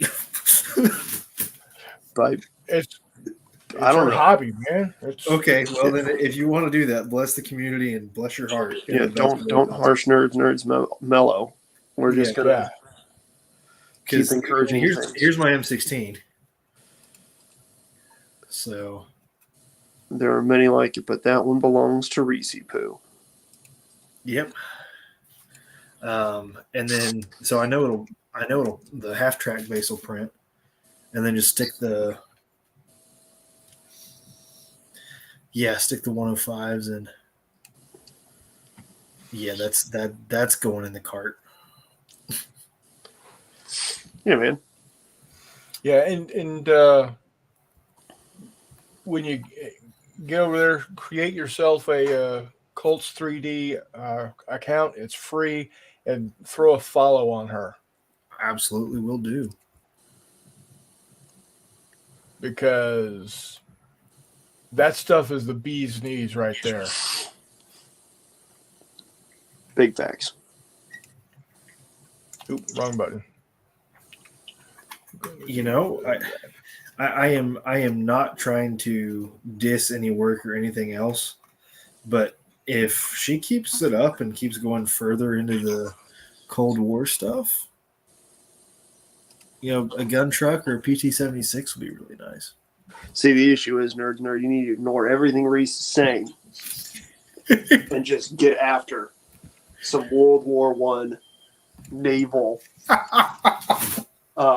primarily dreadnoughts, right? So the big guns for Jutland and stuff. You don't have to be particularly detailed, right? So long as we've got, the appropriate numbers of stacks. Shut up, Reese. We're talking about boats.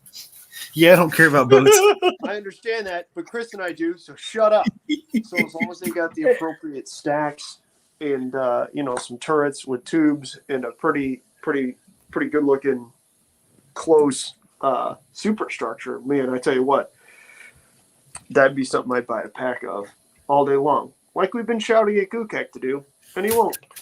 Yeah. Nerd Whatever says whatever PT76, frippery Reese is going on about. PT76 and T5455 are on the to-do list, but doesn't want to go too far past World War II. And that's fair enough. I mean, especially when you can just go the other direction and do Right. boats and stuff. Because boats exactly. are awesome. Boats are awesome. Again, this stuff is If pretty I, awesome. honestly, I wish I had the patience to sit down to figure out how to do that. That's my biggest issue is having the patience. I know I could probably figure out how to do it. I'm a smart guy.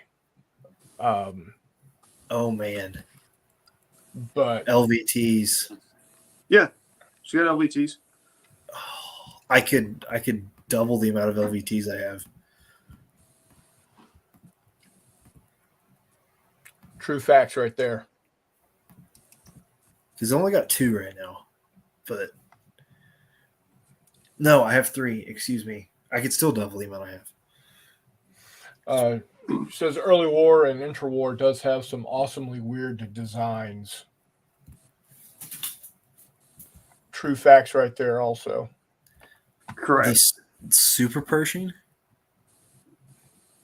The up armored Super Pershing is on here? Yeah. With twin laser cannons? That's kind of cool.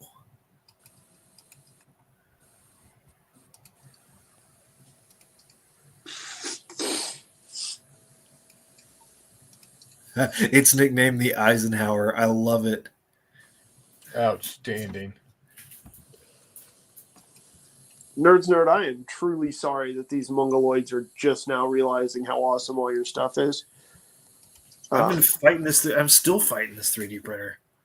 Well, sucks to suck. You're not doing it right.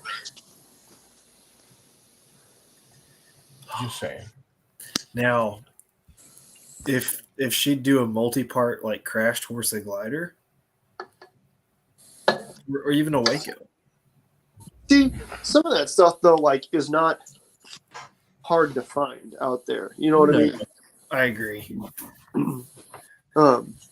Hang on, a BTR 50 looks a lot like a PT 76. Hang on. I'm trying to figure out because I don't know stuff very well.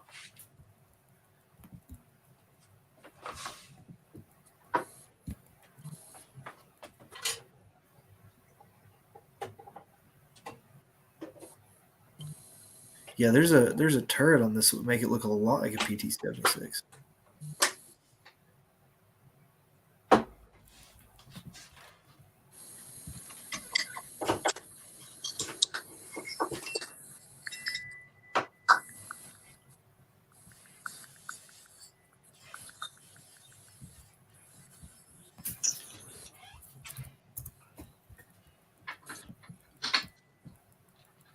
Anyway, sorry.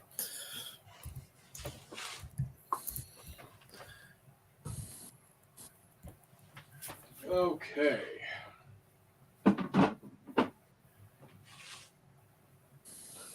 And that's what happens when you watch the show, because you end up buying stuff. What'd you buy? No, I'm not buying anything. I'm talking about people that watch the show. They end up buying stuff. Yeah, usually me. Chris and I were discussing that with in regards to the Broadsides of Steel or Broadside whatever it is, Broadside Empires of Steel, which is currently basically the only place you can get any large numbers of a remotely, well fleshed out.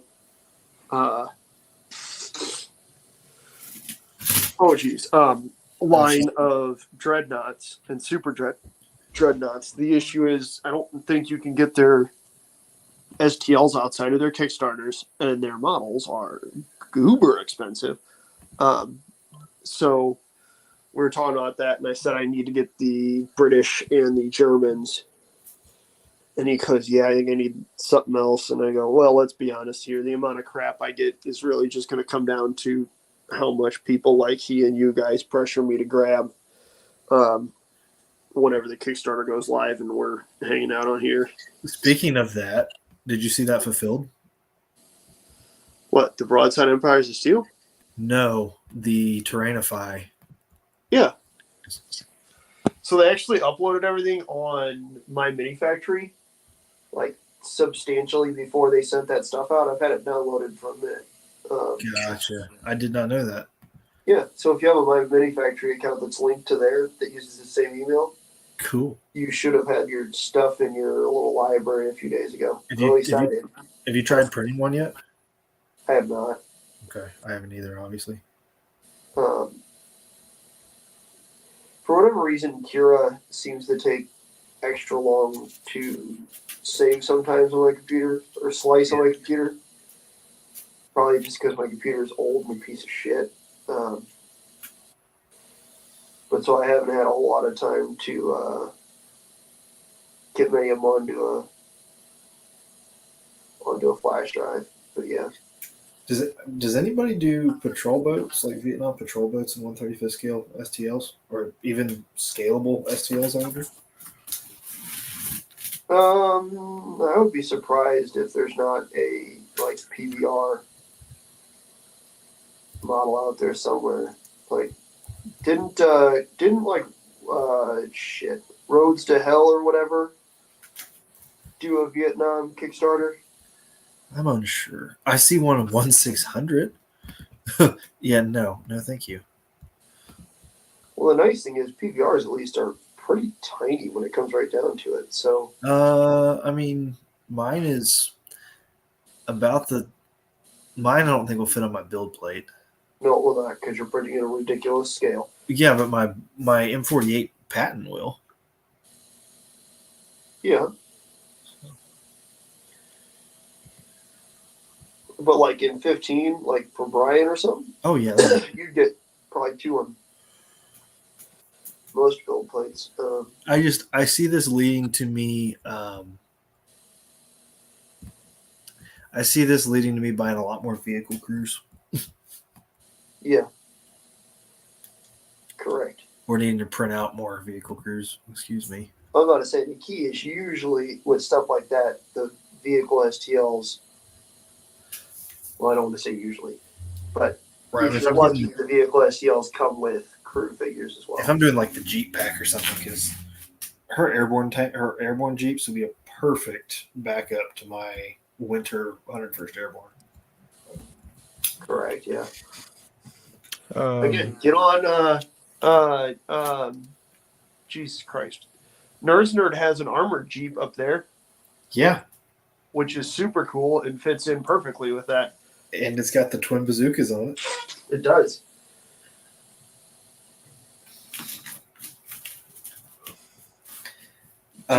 Did you build a Mel Gibson or a Mel Brooks figure for your Winter Ardennes stuff? No. What the hell's wrong with you? Well, because it's not all finished yet. Well, yeah, because you don't have a Mel Brooks yet. Well, and it's built in such a way I can use it for Korea as well.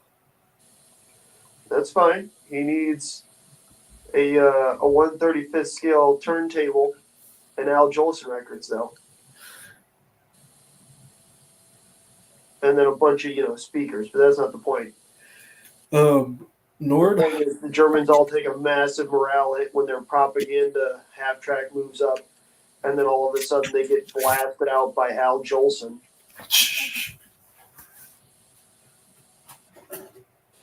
Everybody takes a shock marker. So Nord asked about 135th patrol boats. I'm still working on it.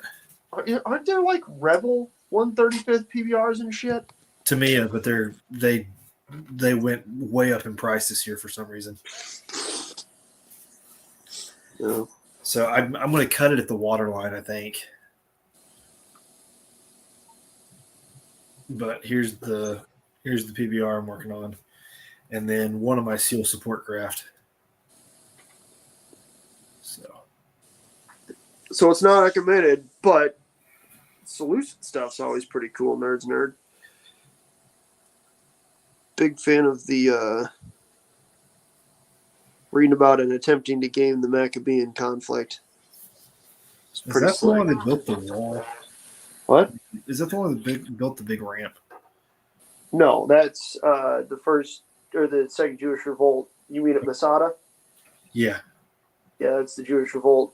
Actually, Charles just played through Storm Over Jerusalem. That's based in that conflict, and the taking of Jerusalem happened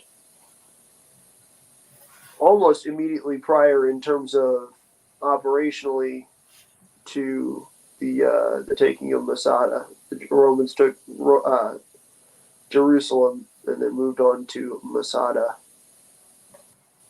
Obviously, it's not quite that quickly, but in terms of major operational steps, that was the tempo.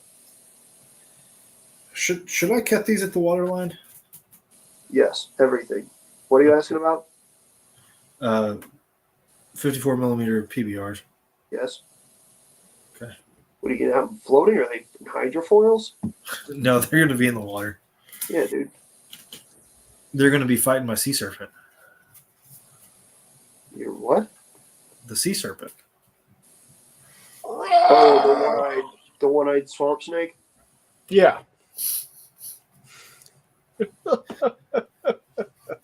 Nice. You knew it was coming, Reese. You knew I knew it was coming. Yeah, well, I explained it to him when he was looking at purchasing them. And I said politely, no. Great idea, McMurray. For you. He made me pull up a picture of the juvenile kraken that I painted. Yes, you did. You did show me that. Which is also painted in the not as beautiful as you are, Warmutt. I'll stick with my flump. So the juvenile kraken is also purple-headed, and that one's entertaining. Steve noticed that one. But I mean, Steve would notice a purple-headed kraken. yeah, well, somebody noticed I had a giant snake for the pirate game as well that I intended to just drop down on the table and mess with people, but then I forgot it at home. Boo, So I guess this is the soft reveal for that, because I didn't tell anybody at the convention itself. I don't know. After watching them play Blood and Plunder with like 4 guys and 2 ships, I really kind of want to dress up a whole bunch more stuff and bring limeys and slimies. There you go. To stuff, just because it's one of those. Okay, we're gonna get everybody's gonna at least get a ship. I don't know what to tell you guys. Like, at least everybody gets a boat. But honestly, I need to figure out where I can get enough paint that will run through an airbrush to paint this colossal Reaper ship. You know what will also fit on my build plate? You want to rephrase that question? Nice. Not the rotor. Well, yeah, but that's But okay. If you put it at a right angle, at the correct angle, it will barely fit. There you There go. you go. Nice. So if I could find a decent OH13 STL, I am 100% sure you can find a good one. You might have. It might be listed under like MASH helicopter or some goofy stuff. I'm sure, because nobody knows what an OH13 is except us nerds. Yeah, it's such life. Which we have one in Bentonville now. We all know that is the MASH helicopter. Yeah. Okay, kids, time to go to bed. Yeah. It's kind of how it works. Yeah, pretty much. Yeah. Tell me I'm wrong. Yeah. All right, guys. Well, it is. We've been going for 2 hours, almost 2 hours, 5 minutes. We talked a lot about 3D printing tonight. I hope people have come away with it with a better understanding of how I do things. I don't think it's too far off from what McMurray does. It doesn't sound like it. It is not.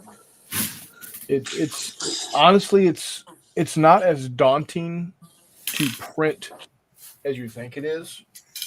Especially once you get yourself zeroed in. Once you, like I said, except for the bad print that I had because I ran out of resin, that like this file here is pretty much locked in. I'm started another one, and that will be the 6B17s that I want to have ready for J3 and Battles and Brews. It'll give me, I'll have a total of 7 P51s. And then I need to print up some more ME109s. And then I need to get me some 110s going. And some 190s and P47s. But, once you get it locked in, bam. Somehow he knocked out the sound on YouTube. It may have been me humming a copyrighted song. I don't know. Yeah, could be. I don't think we're good enough at humming to do that. Maybe. McMurray, do you have ships for the Tudor era England versus Holland naval wars? In terms of like the first Anglo-Dutch war, like the the Medway raids. Sure, why not? I have some STLs. I had to choose real carefully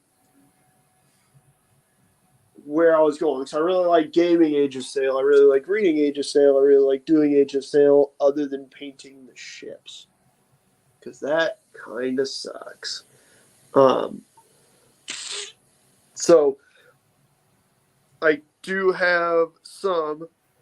If I were to just jump right back into it, depending on what I was wanting to do, I'd probably either grab. Old Glory has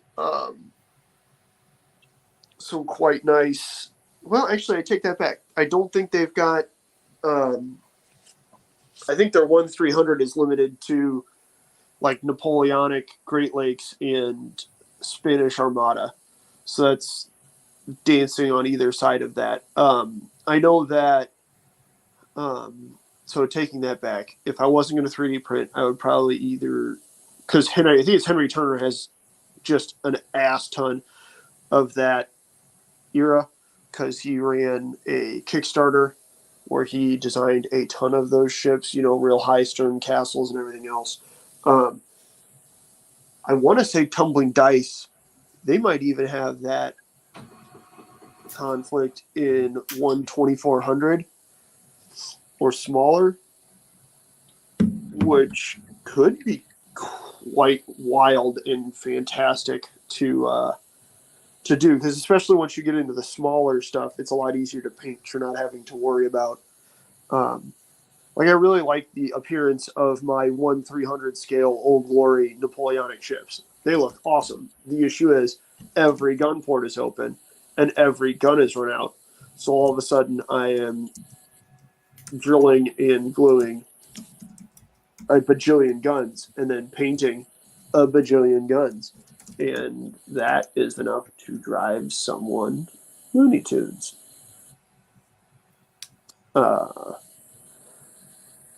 Yeah. So I do have some STLs. That's one of those things that I had to very intentionally not print or purchase many of, knowing that I would then very quickly run into some troubles with my own discipline. Yes, so Tumbling Dice does have 1/2400 Anglo-Dutch Wars, and they have 1/4800. which means that is a ridiculously affordable way to get into things. Because even if you buy the packs, it's under $1 a ship, and for big ships, that is 3-deckers are £2.40 for 3 of them. So actually, it's right about $1. But you can then get all kinds of other stuff as well as they got fleets for this stuff. Come on, where are the fleets at? Where are the fleets at? Discount battle packs, Trafalgar, Texel. Oh, they actually have Wars of Religion. So they have a Lepanto pack. So the Texel battle pack is £65, but it is 90 something ships. Yeah. So yes, if I were to have to choose, especially if I was wanting to play Big Battles Nord, you can obviously print those fairly cheaply. But I think you're probably going to wind up paying for some STLs. And so it might almost be, I mean, I still do that, right? I certainly still purchase things that I could probably print. But especially when it's, a company that I really like Tumbling Dice or another small company, and the price difference isn't that extreme, to the point where I don't usually take into account, I have to pay myself when I'm trying to figure out how much something's going to cost to print. But when stuff's closed, I sometimes will just grab the miniatures if they're from a cool company like that.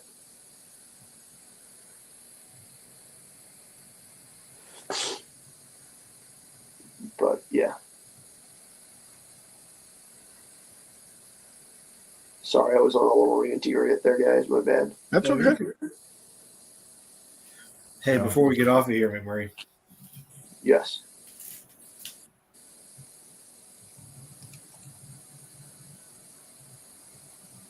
Am I supposed to be looking at something? Yeah. Sorry. Stand by. What's the hoop? It's the antenna for his radio in his backpack. Oh. Okay. Nice. There you go. I like it. Is that a Prick 75? No, it's Jerry 25, Schreiber. I think, but roughly the same. Okay. I like the 6-gun, man. I like the wheel gun, the whole 9 yards. Yeah, he's got. Do you see the stick mag pouch underneath the 45 holster? Yep. And then the other side is the same way. And then he's got another holster. Yeah, I don't know if you can see it or not. He's got another holster tucked in underneath those pouches. Nice. And then I'm going to sling either a suppressed grease gun or now maybe a Marlin 444. I still do the suppressed grease gun because that's still going to be the thing that you're going to see. I think it will too. I may just have to build another Jerry Schreiber miniature shooting a Marlin 444. Yeah. I want to say, if you've got spare revolvers, you should just cut the handles off and see if you can make it look like there's a handle, like a grip to a revolver hanging out of one of his pockets or some shit. Oh, absolutely. I need to do that. Because again, the main carried anywhere from 3 to 9 of them or some obnoxious shit, depending on who you talk to. So, yeah. Well, I've got the standard 1911. I've got 2 other pistols on him. Yeah. So I don't want to cut up my high powers and stick a high power in his pocket. That wouldn't fit. That I don't blame you on that.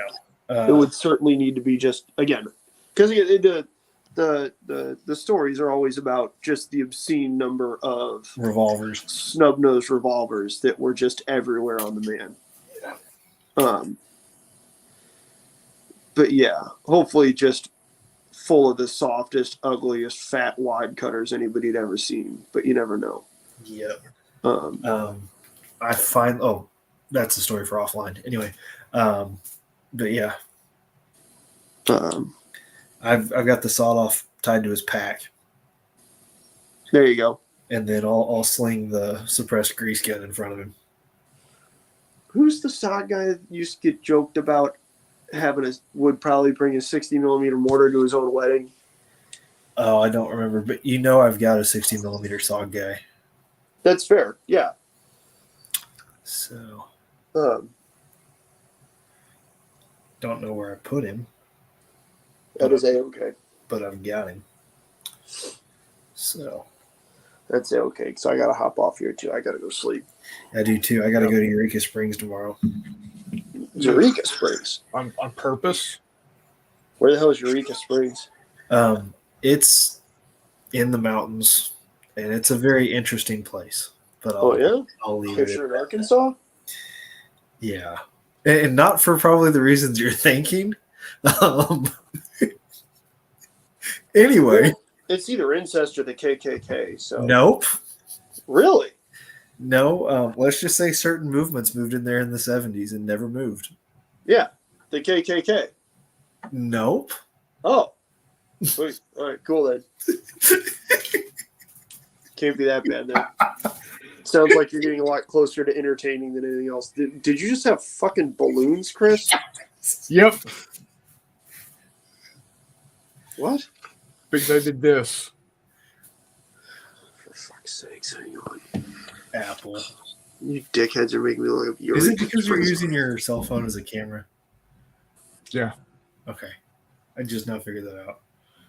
Well, because I'm using a Mac with my iPhone. Gotcha. You also do this. Can you do the thumbs down? Yep. If you give it Man, the bird, this- does it flip McMurray off too? This is dumb. It says, is known for its incredibly beautiful Victorian architecture, arts, antiques, and natural beauty. That's not, no. I'll text you about it later. What is it, swingers? For fuck's sakes. All of the above, my friend. Oh, All see, of the yeah. above. See, there you go. That was simple enough. That and weed. Oh, Yeah. it's 2024 everywhere. Buddy, there's no such thing as a place that's too much about weed, man. It's like, we're in St. Louis. It's just, Nerd wants to know Victorian KKK swingers. Yes. exactly. You get contact high stepping out of your car half the places up here. It's okay. Yeah, I gotta go deliver to a couple of bars. One of them is the Crooked Rooster, one of them is Pecker's Chicken, and the other one is the Cat House. So There you go. All fine establishments, upstanding. Get to see men. Pecker's Chicken is actually just a chicken place. Yeah. Again, I would highly recommend you move up to St. Louis. I'll take you to some chicken places that'll blow your dick clean off. It's outstanding. Oh, all right. Well, with that. Fair. Good Lord. With that, I'm going to go ahead and call it a night, guys. Like I said, I hope we answered a lot of questions. If you've got more questions, by all means, reach out to us. We'll definitely answer the questions we can for you. Go over to 3D Cults or Cults 3D or whatever it's called, and hit up A Nerd's Nerd. You got to spell it out, or it ain't gonna find it for you. She's got some great stuff, really beautiful things. I'm gonna have to download and start printing because why not? So, all right, guys. Until next time, as always, we will see y'all on the flip side.